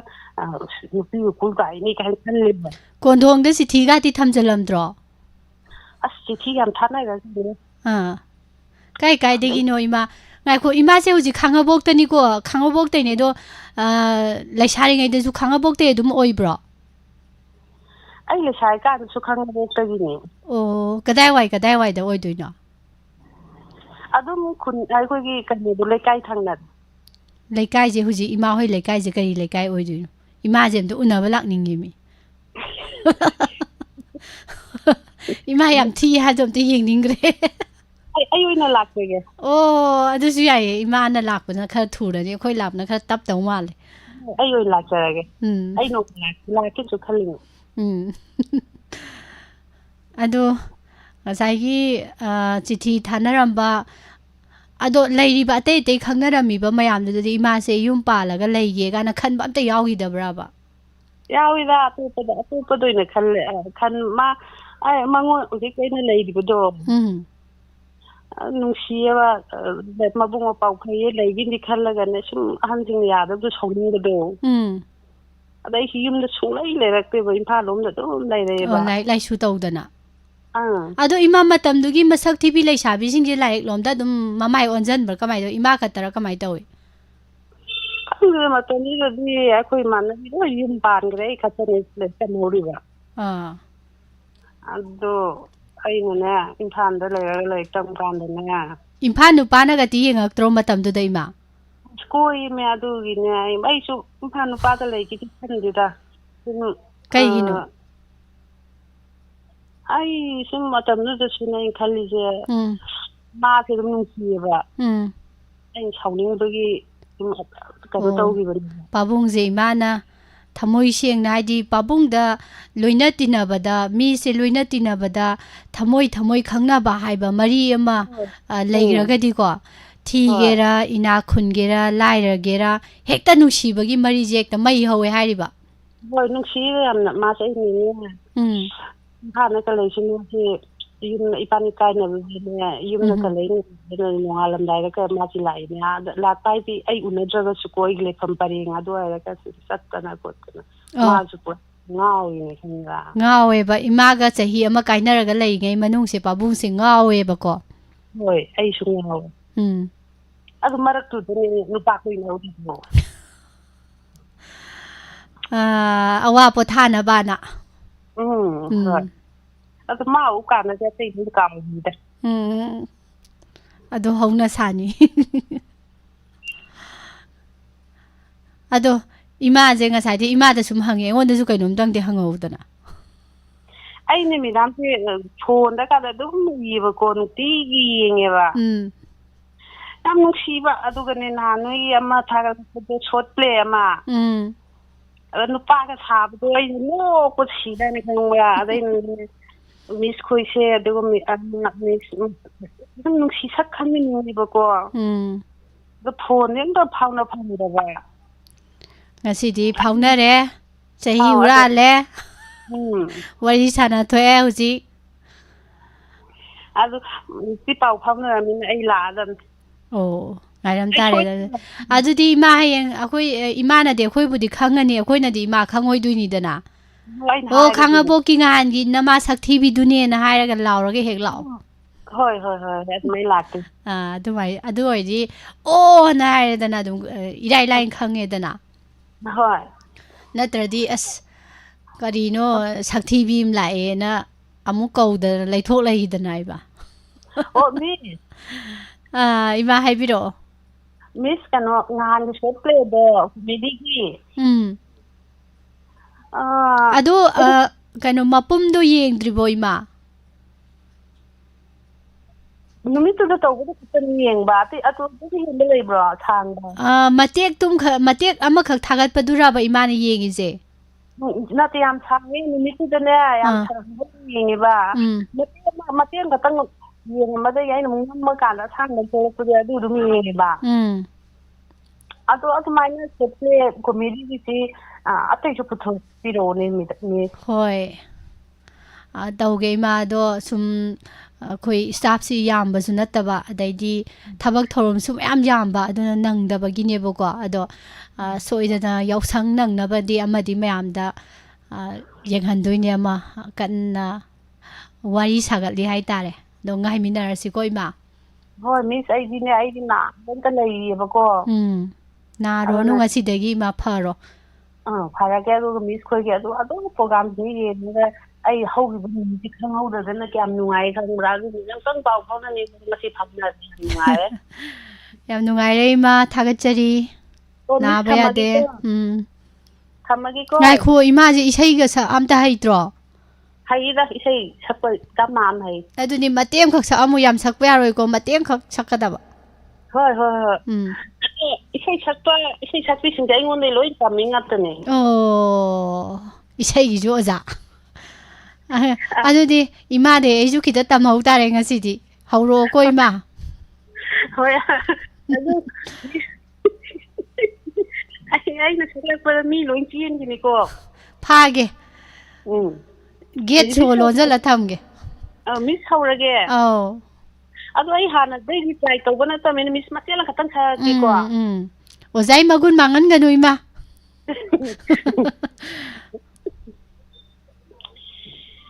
ꯅꯪꯒꯤ ꯌꯥꯏꯐꯅꯕꯇ ꯈꯜꯂꯤꯕ ꯑꯩꯁꯦ ꯅꯪꯒꯤ ꯂꯝꯕꯤꯗ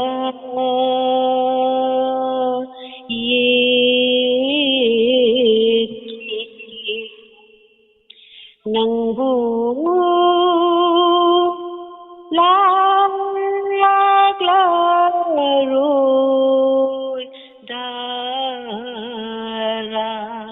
ꯃꯤꯁ ꯍꯜꯂꯣ ꯑꯧ ꯏꯃꯥ ꯑꯗꯨꯋꯥꯏꯗ ꯇꯣꯛꯑꯒꯦ ꯍꯥꯏꯔꯣ ꯑꯧ ꯌꯥꯔꯦ ꯃꯊꯪ ꯊꯦꯡꯅꯕꯗ ꯃꯈꯥ ꯑꯃꯨꯛ ꯁꯛꯂꯛꯑꯣ ꯏꯃꯥ ꯑꯗꯨꯗꯤ ꯍꯣꯏ ꯊꯝꯖꯔꯒꯦ ꯊꯥꯒꯠꯆꯔꯤ ꯉꯥꯏꯈꯣ ꯏꯃꯥꯗꯣ ꯏꯃꯥ ꯍꯣꯏꯒꯤꯁꯦ ꯈꯥꯡꯉꯕꯣꯛ ꯀꯔꯤ ꯂꯩꯀꯥꯏ ꯍꯥꯏꯗꯣꯏꯅꯣ ꯑꯩꯈꯣꯏ ꯃꯅꯤꯡ ꯂꯩꯀꯥꯏ ꯃꯅꯤꯡ ꯂꯩꯀꯥꯏ ꯈꯥꯡꯉꯕꯣꯛ ꯃꯅꯤꯡ ꯂꯩꯀꯥꯏ ꯍꯥꯏꯔꯦꯕꯀꯣ ꯍꯣꯏ ꯑꯣꯀꯦ ꯌꯥꯝ ꯅꯨꯡꯉꯥꯏꯔꯦ ꯏꯃꯥ ꯍꯣꯏ ꯊꯥꯒꯠꯆꯔꯤ ꯏꯃꯥ ꯄꯦꯂꯥ ꯍꯥꯏꯗꯣꯏꯔꯥ ꯀꯔꯤ ꯄꯤꯜꯂꯨ ꯍꯥꯏꯗꯣꯏꯔꯥ ꯂꯝꯉꯥꯟꯕꯤ ꯍꯥꯏꯗꯣꯏꯔꯥ ꯊꯥꯒꯠꯆꯔꯤ ꯏꯃꯥꯕꯨ ꯌꯥꯝ ꯅꯨꯡꯉꯥꯏꯖꯔꯦ ꯁꯔꯨꯛ ꯌꯥꯕꯤꯔꯛꯄ ꯀꯌꯥ ꯋꯥꯅ ꯀꯣꯜ ꯐꯪꯗꯦꯅ ꯂꯩꯔꯝꯃꯕꯅꯣ ꯏꯃꯥꯁꯦ ꯉꯁꯤꯗꯤ ꯄꯨꯛꯅꯤꯡꯗ ꯂꯩꯕ ꯑꯔꯣꯜ ꯑꯊꯨꯞ ꯃꯌꯥꯝ ꯑꯃ ꯋꯥꯍꯣꯡ ꯔꯦꯗꯤꯑꯣꯗ ꯉꯁꯤꯗꯤ ꯂꯣꯏ ꯍꯥꯏꯗꯣꯛꯑꯝꯃꯦ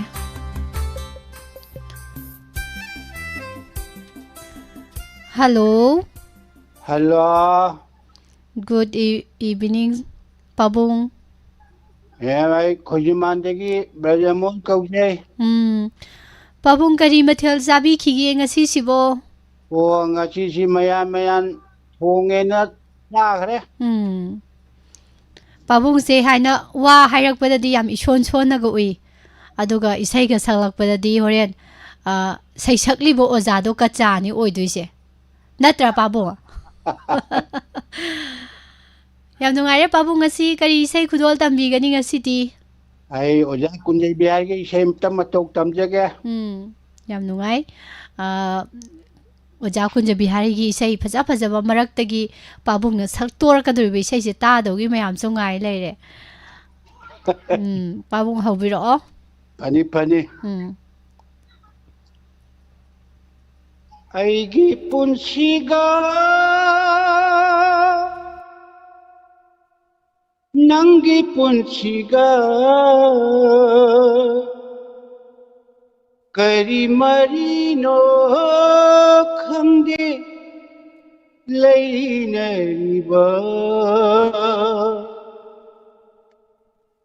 Nangi punsiga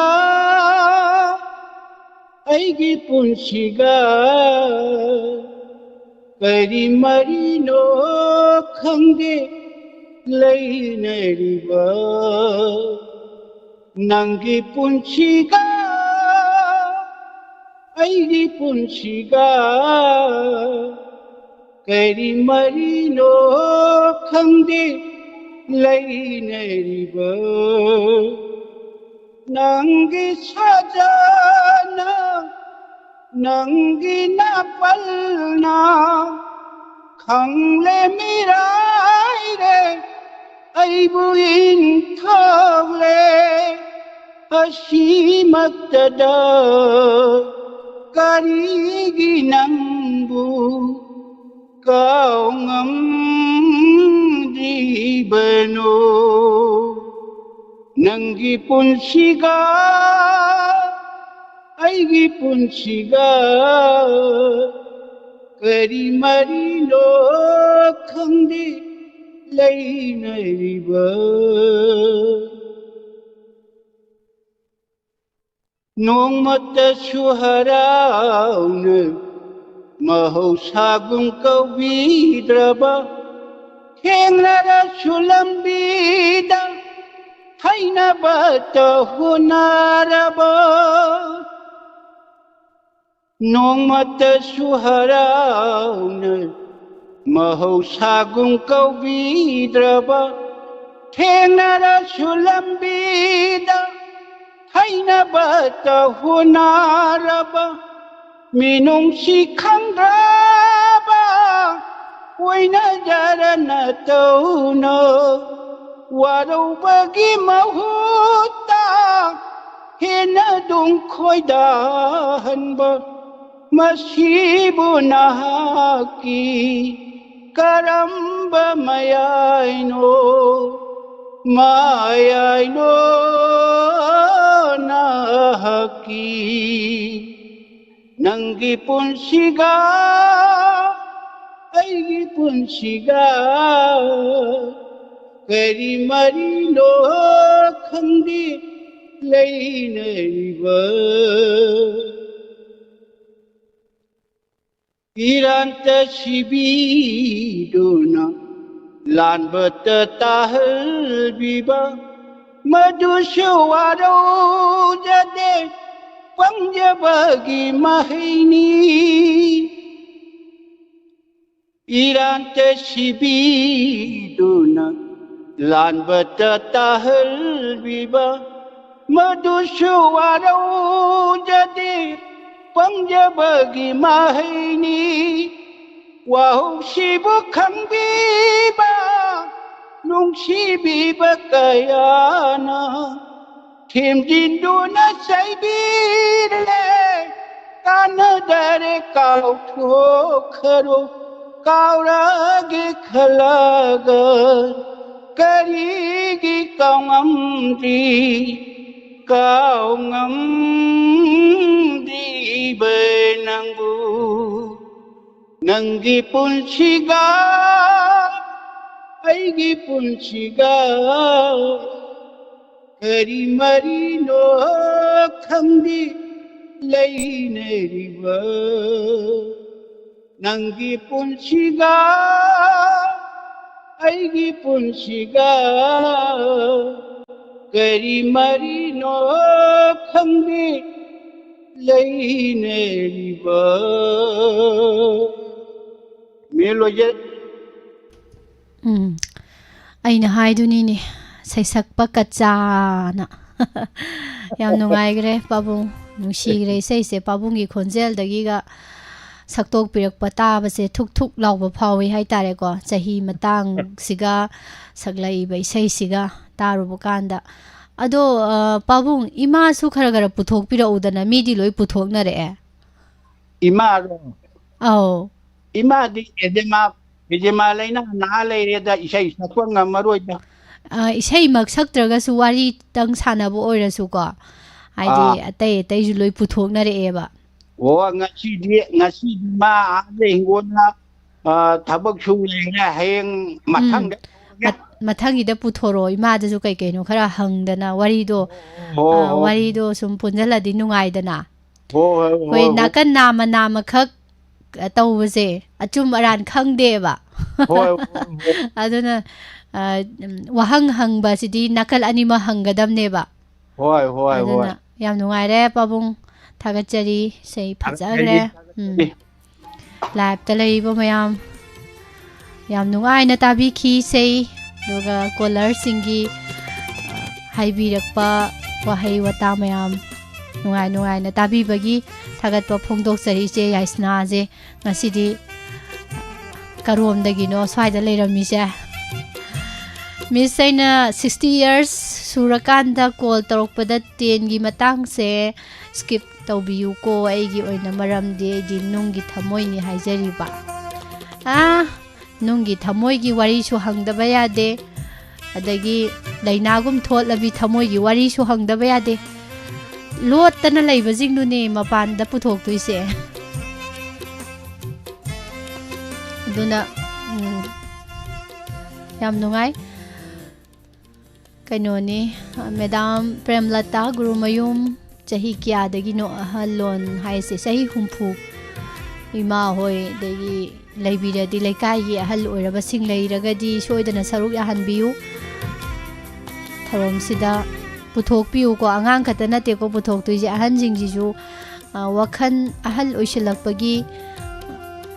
ꯋꯥꯈꯜ ꯄꯨꯛꯅꯤꯡ ꯁꯣꯟꯊꯔꯛꯄ ꯅꯥ ꯌꯥꯔꯣꯏꯗꯣꯏꯅꯤ ꯃꯤꯠ ꯁꯣꯛꯆꯤꯜꯂꯛꯀꯗꯣꯔꯤꯕꯅꯤ ꯈꯣꯡ ꯁꯤꯙꯔꯛꯀꯗꯣꯔꯤꯕꯅꯤ ꯈꯣꯡ ꯈꯨꯠ ꯃꯄꯥꯡꯒꯜ ꯌꯥꯎꯔꯛꯑꯣꯏꯗꯣꯏꯅꯦꯕ ꯑꯗꯣ ꯂꯩꯖꯔꯤꯁꯤꯡꯗꯣ ꯉꯥꯏꯍꯥꯛ ꯑꯋꯥ ꯄꯣꯊꯥꯖꯁꯅꯨ ꯊꯧꯔꯝꯁꯤꯗ ꯁꯔꯨꯛ ꯌꯥꯍꯟꯕꯤꯌꯨ ꯅꯝꯗꯅ ꯍꯥꯏꯁꯤꯅꯦ ꯑꯗꯨꯅ ꯄꯥꯕꯨꯡꯗ ꯍꯧꯖꯤꯛ ꯏꯃꯥ ꯄꯨꯊꯣꯔꯛꯑꯣ ꯍꯥꯏꯗꯣ ꯏꯃꯥ ꯄ꯭ꯔꯚꯥꯕꯇꯤ ꯂꯤꯛꯃꯥꯕꯝ ꯇꯔꯥꯝꯅ ꯑꯣꯛꯆꯔꯤ ꯏꯃꯥ ꯕꯤꯃꯣꯂꯥ ꯀꯣꯟꯁ꯭ꯌꯥꯝ ꯃꯣꯅꯥꯂꯤ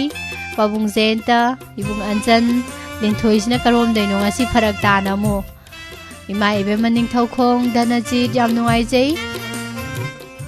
ꯁꯥꯔ ꯁꯨꯔꯟꯖꯣꯏ ꯀꯣꯟꯁꯥꯝ ꯏꯆꯦꯃꯕꯦꯝ ꯅꯨꯡꯁꯤꯕ ꯈꯨꯃꯟ ꯑꯗꯒꯤ ꯂꯩꯕꯤꯔꯤꯕ ꯃꯌꯥꯝ ꯏꯃꯥ ꯑꯉꯧꯕꯤ ꯊꯥꯒꯠꯆꯔꯤ ꯍꯟꯅ ꯏꯃꯥ ꯁꯨꯁꯤꯂꯥ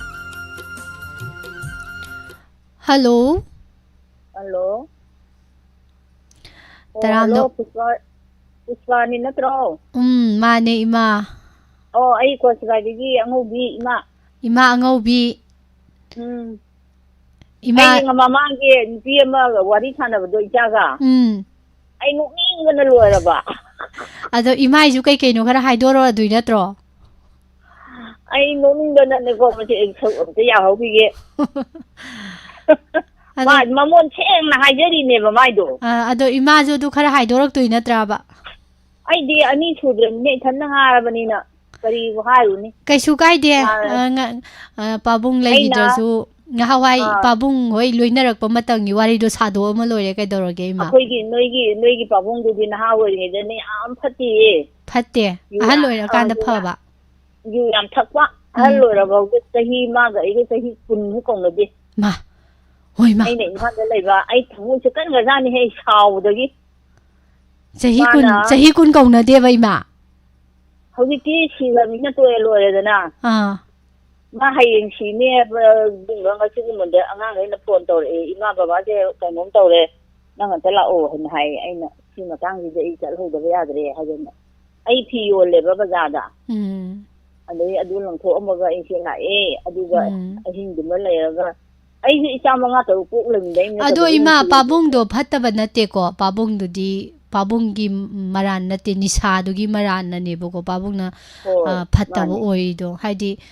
ꯍꯧꯖꯤꯛ ꯐꯔꯦꯅ ꯂꯩꯕ ꯃꯤꯁꯦ ꯅꯤꯁꯥꯕꯨ ꯍꯦꯛ ꯆꯥꯔꯗꯤꯀꯣ ꯃꯥ ꯅꯤꯁꯥꯗ ꯑꯗꯨꯝ ꯂꯥꯏꯆꯨꯕ ꯑꯗꯨꯝ ꯆꯥꯈ꯭ꯔꯒꯗꯤ ꯑꯐꯕꯗꯣ ꯑꯗꯨꯝ ꯐꯈ꯭ꯔꯔꯣꯏꯕ ꯑꯗꯣ ꯅꯤꯁꯥꯗꯨꯅꯅꯦ ꯍꯥꯏꯇꯥꯔꯦ นิชาเดไลชูกีบตัวยามไอ้ดิเนี่ยยังวารีเอฟก็ฮิคุนกันเนี่ยฮิคุนก็มาดีมึงอาจจะยิมาปันโถก็อีทบุกสู้เขาเลยเอฟป้าจัดว่าอดีตละล้วนว่าระบุทบุกจัดว่าป้าตัดสินมาก็อีกฮีโฮแล้วก็จะนี่ป้าตัดงานลงว่ะอันมาดีไอ้ฮีโฮไอ้ดิมันงูนี่กันนะมาดีชีลำดีมุกานี่กันนะมาดีฮีโฮก็ให้จีไอ้ดีฮีโฮก็สิไปยันอ๋อโอ้คุณกังมาซาตัวนี้ฮีโฮบ้าให้ดำดระบะอินพานมาซานะให้ดูครับบ่ไอ้น่ะไอ้ก็ซาเนี่ยไอ้ฮีโฮบดีคอมเพลตเฮปดีเปรูเฮปดีงาพาบดีಅದು ಹೌದಿ ಪಿ ಒಳಗ ಬಗಾದ ಮತ್ತಂ ಖರ ಲೈವಿ ದಿ ಜಾಯ್ ಸಿಂತ ನಮ್ಮ ಲೋನ್ ಸೇಮ್ ಲೋರೆ ಲೋಂಗನ ಖೋಗ ಮಾನ್ ಪಾ ಬೋದು ಖೋಸೆ ಯಾ ಕೈಗ ಐಗ ತವರಗ ಒಯ್ನ ಹೋಮಿ ಅದು ಮಾ ಹಿಂಗದ ಸಿಕಾನ ರೋದ ಮಾಸಿ ಥಮಿನನೆ ಹಿಂಗಬಗಿ ಮಹಾವುದು ಲೈತ್ರೇವ ಮಗೊಂದ mai tau I le mai ima ngai kho ima aduna yum palaba matungi wari ni dana ko ado pabunga khangnarak pakan dadi leisabi pakhang oi kan dadi adum maina pabung se ngausin nei nisha ga sai hai ji kaim khangi dabra khangaga adum khangde ma hana di tawram bazala ba do mamang adum imana pabung hoida leitringai dagi adum nisha sa ba sijina ba je dum tawrami sidayda tisumdane mama leba mama gi mapan leba mama adayda leibane ba masi adu dalay kan adu nung thakana khotana kaim ba tawram deba adu si lam sidayda lapudagi adum lam na pure na adum adayda la shu hraba ado sigani da ai tinchi wana khazan थाइना दे दुम लोइना वानरक पजानिदा इमा हाइदि मी से हौजिक तबु माइ माइगी आई वारसु आइगी नाकन jet ओइदा ngakpi senminaba masing du sum jar sum yam khalakpa adaidi chen tanbam mayam leirakpa suba nom bham mayam leirakpanina mai mai gi ngamna bo honaraga leirakanda warasu hingnana bagi lan phamne hai tare adum hotnari ba ngaktane ba akoina hoji imana wai hai dudagi karor pati duna mu hena waram duini kaigino ai kanda imadi lupa sam jani gi ngasi lupa sam jani tongna ba hona ba wa duine ba karor pati duna wa duisina karor tana ba hona ba ne waram duije chabu yu su wakhan chaw na wa ba adune wa ba se lei adum leiram durimni ado ai ne wani yam le jani do wani ai sei am pa me ko adina nupi pala dumen ka siam yaw ba mana yam yaw lening da ba adina tapya ro anything ne ai ne anang kan da na tum na sat kan ne ba sala ba ne papung na thing ba oh sala lo sat kan noi na ado ai ne di thawai si na satning bu ko bu ni na salu de hala adi thong thala me để riêng ngang đấy là thuông hàng đó lên tôi vẫn lịch côn cả tôi chỉ sau khi mà tôi đã lâu thua thầm vào cái này tôi nín lên sốt kẹt vào rồi không cả là tôi nghĩ tôi ắt nó ngà là ăn đà luồn này ban tàu rằng tôi tàu bạn đào tàu vào dưới như thật qua chia hai rồi là hai nhà không được cũng ăn được ngang rồi tôi anh mà nó bị cái giờ hồi trước cái ông cũng như ngã xa này he đi mà người chịu hay lừa cả đứa như con aduna ado hoji se ima radio da ima ichana sanare bo wari se angang su taram duini ahan su taram duini naha su taram duini ko ada ima akhoni gi wari sida nuksi bo wari yaw se ta salamaga di ngausan phaijana ba do oiningoi duini ko aduna mahau khangradi edik oigradi thadok padu mangamaro hena bu haugal achala mane hojik tabada ado oida basingna mahau khangdri basingna sizin biga nu haidi aina thakninge chaninge na natte ba do sai haina gi edik oigi baduna kawrak khawrang ba aram khawrang ba do pogla akanda ne ba chendurije aduna sizin biru no na haijage ai mayamda ani imaje isai dowa isai yam pamjai hamnina ima isai im sakto ange สักตัวมั้งใช่ที่ยามปามีที่ไอ้แต่ไอ้ก็ที่ไอ้งานมันดังตาไม่ใช่ปุ่มบาร์ว่าอันมันเนี่ยสรุปยาบดินที่ก็ปักพังเดียบ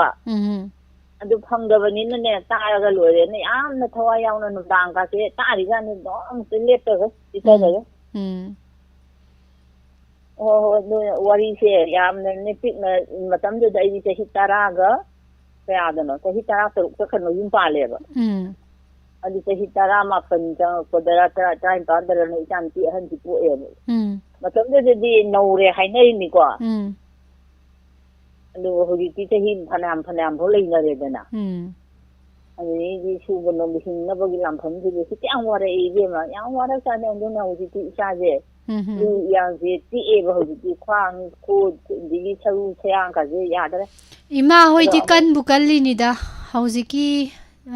เขาจิกี้อ่างจุควางนาเรหารักันนี่มิดนาเรหารักันนี่โค้งนาเรคู่จีเอหารักันนี่สัตลีบะคุยกีสหริบะสักษาอยู่ทักสัตลีบะมาวงมาโตนี่นะดุมดูดีหักสร้างอีดีบุกว่าพาบ้ามโตนี่ไงเลยเจงาฮาวายดีงอให้ราเจให้มาคงเดให้ราปัดปั๊มเดตารำเดดุมอายุวันเกระนุมิดางวันเกระนุ่งดินวันเกระกักขละให้ปาไม่ใช่โนบาปาเลโนบามาตำปุงโดนปาเลให้โนปาเลไม่มาตำดูจะอ่างคุยหนังอ่างอรปกาเสให้มาคงดูจะดุมเลยบะสกูลจัดลูร์จูฮัลลาก็เฮกอดอยเดเฮกชนะบัมปวดท่าบัมเฮอวยเอาจิตที่เลยเตียงกี่อวยนะทำเมก่อให้ราพังนี้ปาลิจริงๆเลยเตียงกี่อวยนะทำมีกำลาดทาระก็อิมุงเดอ่างไปเบียเดนะดูก็ไก่เทนเดยวนบะให้ราโดพัฒนาเลยระก็มันตั้งเลยระก็พิจัยอะดูใจไปดูดีอภาวะอวยบราให้ดีขังเดบไว้วันนี้คนจะขันจัลุเดบไว้วันนี้บุกอภาวะดีอันตันนัดเตบะยุมเดปันจาบะเสียงบะกริมเตยาวตระบะมาชีอวยระดูดูดีจานนัดเรหสิกตีตัวริเสียดูขังเดวาริชุนุไงดีดูอิมาจูใช้มาเต็มสักตัวอีกทีเนี่ยเอาว่าบ่ไม่อ่านดูโลยนกาวเลยโดยกาวทกระดงนี่ไก่การดับจ้ะป้าอันนี้เลยงวนมารีนี่งวนมารีมาเตียงดึงตัวจ้าปีว่าอะไรที่สุดปาบุงนะอิมาปาบุงนะยามวานกันว่ากระดิ่มจะทำบิรมดรจูอิชาตารุกพอดีทำบิรมิมนะตรอยมาทำบิรมินุกง่ายนะเลยทัวดำนี่เขาสิติเขาจะว่าไปถึงจะรู้เก่าเลยสินั่นดูนี่อิชูน่ะเลยนะทันไว้เลยวิมอิมาเช่นะฮันกีฟังก์ชันนั่นมิจ้าโดนนั่นมิจ้าอายามเที่ยงนี่ใช่สักคนกี่ดินี่โอ้อิมาดูอิมาจะพามิเนี่ยวันนี้ท่านับดูอ๋อมิช่างกับบ้า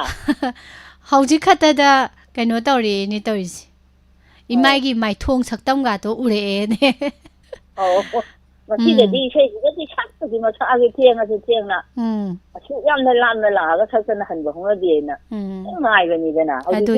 บินน้ำซื้องามบินน้ำซื้อใจบินน้ำซื้อน้ำเลยเตรมินะเลยเตรดูเขาจิตีมาหนุ่งไงเนี่ยหิงจับงามีดูปาบุงกี่ขุดอลตารุกตุกิมาปานได้นัตราปาบุงเนี่ยทำบิรมบุขุดอลตารุกพัดเตะหายไปอาปอนเตพัดเตะหายไปอาปอนเตไอ้ดุกันพันมีแบบกินดูบุรากังโอโยเลยชาตาลีนี่ฮาวนี่ดาตันจ้าจิตกะกว่านิดนาชิงเกนไอ้นี่คืออยู่จังลูกโคนน่ะตรงนี้มาให้ดีไม่กี่เลยบ่มาพัมจักาดูกี่จานะบ่ก็ไอ้น่ะตบ่งำบ่ดูตกะดับนี่มีปานตังบ่ฮู้น่ะเดเฮาจิอสามน่ะเจ้าขัดละบ่มาตำจิดะมานี่พระวารีชินวารีอะดูอิใช่มาเตมสักตัวรอยมานานเขาก็ได้รู้เขาได้ไปใช้หมกหักสมาร์ทตะกี้อันตั้งสักละเกก็นานแล้วอีใช้อันบัดดูหอยมาคุกกันอยู่ที่เขาไม่ย่ายจะยี่อันเขาสักเกมาเตี้ยกันยามเดวิดะก็เรียนไม่ช้าลางดีไงอีงานงอยู่นั่งดีไงง่ายใจรังเวลายเดอช่างเดอKabiganu pamuban Nangbu ngayduna Nunggu bikengaragon Aigi itauda Mongsega oirani Napari Thadulone Nawakan Thadulone Aina nebliye Teri thadela uge Mera thada lakira Ye malu chalage ko mate kitang taun Thagachari ma yam nuwaizay saruk yabirakpa awa pothari ne awa pothagadabani awa Hey pothanaba ko haire le phone ka khalai sei sakpo ju haire sa le mayam ju khangna le nuwa tro cha hoi aduna ko ju na ga nu ye ka nu ko nuwa ye phan ka luk lai ko hoi ma thagachari ma bu ha call tawbiraktana thorom sida saruk yabirakuna mapung phan biba yam nungaizai thagatpa phongdoksari ima ngau bi choro khaibam jina kaidawri no ba call jam ta tawro ai je tawro ya de ba ima bi mola hoi lai ba ima jingje kanna kanna kawrakani ko lauthora ko radio da di loi ta durimni yam li e hai wari kitang sana je hai bu imai bi man ning thau khong ga se adom kaino tawdana dum chata dum mareng chatrana lai call chungtau torakte ba ai di lauthora hai gri do ngasai hello ima je kare thauna phabi malida hoi yang am te adu sakgi me ma tumbini wari sana ningdana tawjarakun nungshibani da ima isai im saktok se ima ha isai im saktok se saktoke sakto o horen dongni ge saktoke horen khwang na ba phana ba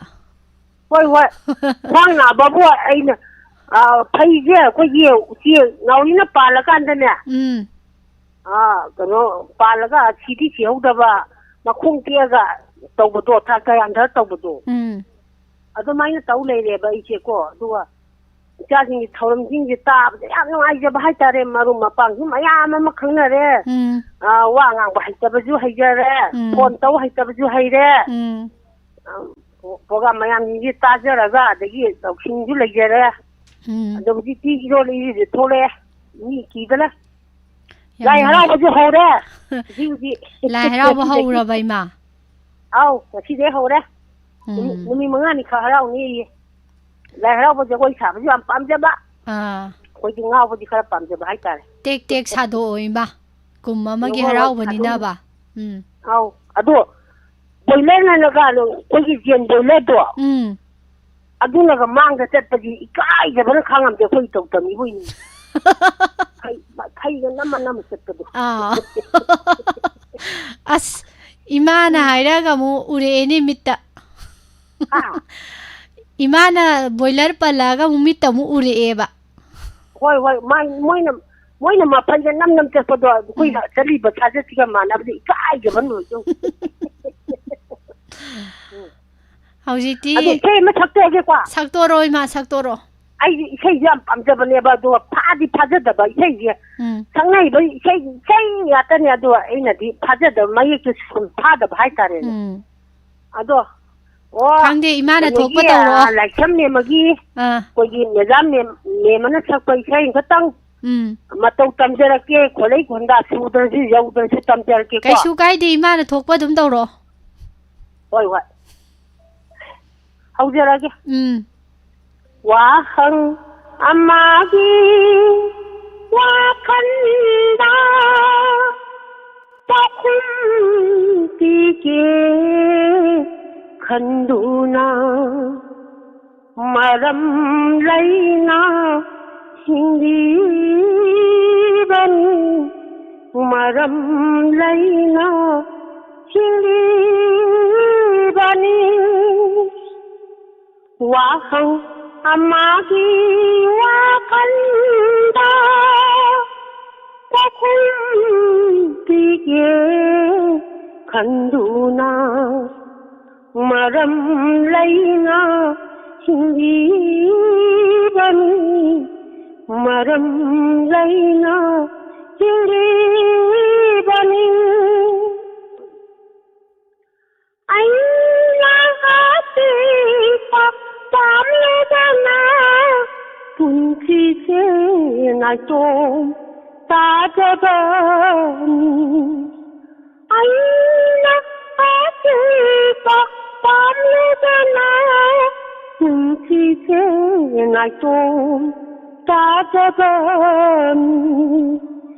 wahang ama lai chidan wahai duda lambe labani wahang tindi ta kumu nang dana ta demi awa babu wahang tindi ta kumu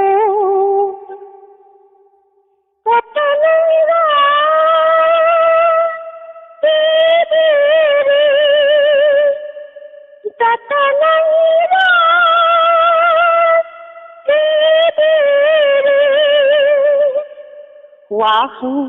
amagi wakanda wakum tige kanduna maram laina hingibani maram laina hingibani arunda thamuda thamoibu tatanaira sibiri tatanaira sibiri wahu amagi wakanda wakum dige kanduna maram laina hingibani maram laina hingibani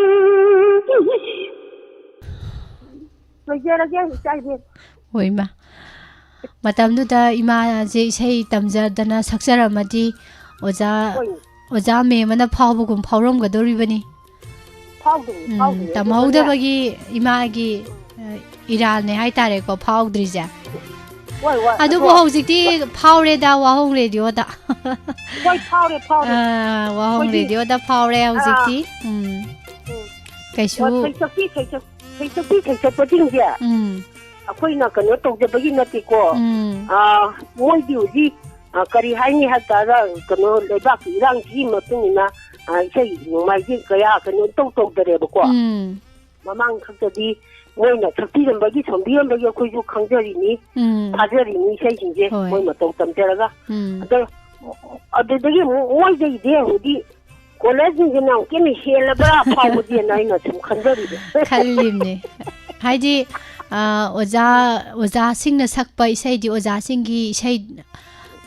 khara khaktane bako aduga kolar jingi na sai ji manipur da lai ba sai sakpa oja adagi sai sakpi lai ba jingi isai je loi saktorak pine ba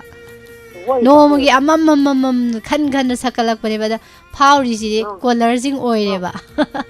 yai mana ai do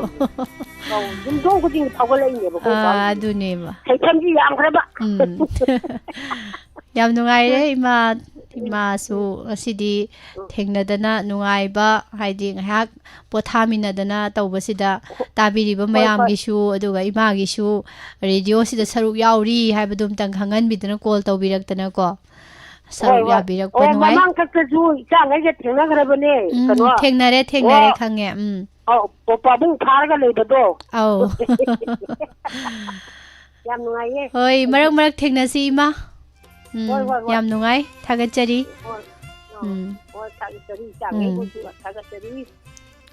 thagachari mayam pumna mangasi gi aroiba call oijarage mana makha taba call lokhajararoi live chat lengsin biri mayam pabung zenta kumara Ima Susila, Ima Bimola, Ima Ibemaning Taukong, Danajining Tauzam, Jeloli Maibom, Ima Ngobi Karongi, Ima Ngobi Shi, Jahim Pusudri, Haide, Tamoy Singna, Chubangai. Madam Pakpi Taunozam, JBM Zaning Tauzam, Tagajeri. Program Color Singi Nungaiba, so Amani Eduga, Chatalai Bibu Mayamgi, comment Yangaga Nungaiba Shu, Makala Mani Eduga, Mayamna, Mayatang Torum Sida, Tabak Torum Mayamama, Layam Magasuga, Tauragashu, Actang Sat, the Albiratana, Awa Nungai, Saru Yabiba Color Singi, a pen ba Nungaibada, Saru Yabiba comment Amamam Bibirak Pasishu. Aina somdagi yengakpade ham nungai na duswaijage ima premitayum khaibam sapam medha taramna ukchari thagachari mabudi bati hidam iche kabam ram sophia thagachari nusiba monali saide am no ki bajindo kai kai satkra thagachari che rosobati iche babam kaksing ma Aina hires Dama Sitharame. Thariba music sijo Hazale Rambai Wari. Facebook Live Kiche Indubala Aduga Habijam Gipia Imara Da Piari Thagachari Ma and Madam Premlata Da Prem Program Da Prem Yam Nungai Saruya Birakpa NG Jaya Gio Thagachari Mathang da muk Sumang Lila gi dialogue Sumang Lila mu mayam TV channel sing de yengminabaga loinana Wahong radio gi audio format ta sadok sariba platform sing da mu Sumang Lila tamina si haijabaga loinana ngasi damak tadi ahangi Ahalon gi thoram matang asida loishinjari umnamakku ma khurumdringaida karino isei haibado ko khongjaramage matema punsi isei sakna ahalon gi thoram nina ahan gi isei hoina saklage punsi isei sakna aina phamli torban sida hilakpa ngairi Hilakpa ngairi Punsi isai sakna Aina phamli torban sida Punsi isai sakna Aina phamli torban sida Hilakpa ngairi Ngai hak amuk nok halli Ngai hak amuk kaphalli Ngai hak amuk nok halli Ngai hak amuka phalli awanu ngai shurada apami hogi mayran bisa mangda jagoi sharam laga apami hogi mayran bisa mangda jagoi sharam laga kanadari khallabara matam loiri hallagira kanadari khallabara matam loiri hallagira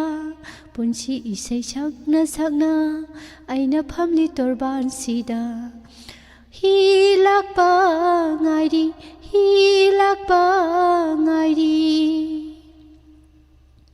Thaplaba yumda matam kuirabagi tungda Thaplaba yumda matam kuirabagi tungda Mai thiraba lanmi oina hangadauri aina Pajeng piran panggit ng pakituki umang dalamog na rin Pajeng piran panggit kan bakituki umang dalamog na rin Ngiron iatik na doon na isa na isabu sa kang lagli Apami hogi mayan bisa mangda jagoy sharam laga Apami hogi mayan bisa mangda jagoy sharam laga Kanadari khallabara Matam loiri hallagira Kanadari khallabara Matam loiri hallagira Punsi isai sakna aina phamli torban sida hilak pa ngairi punsi sei sakna aina phamli chokri sida na hai gi khitang hai loisila simyam ne ne peni ning thawjam udaba kuire taram no chari loisilak pada thengnare ni tu lai thagachari thoram mata swaida loisinjare pumnamak pu pusparani lai from namuka na khurumjari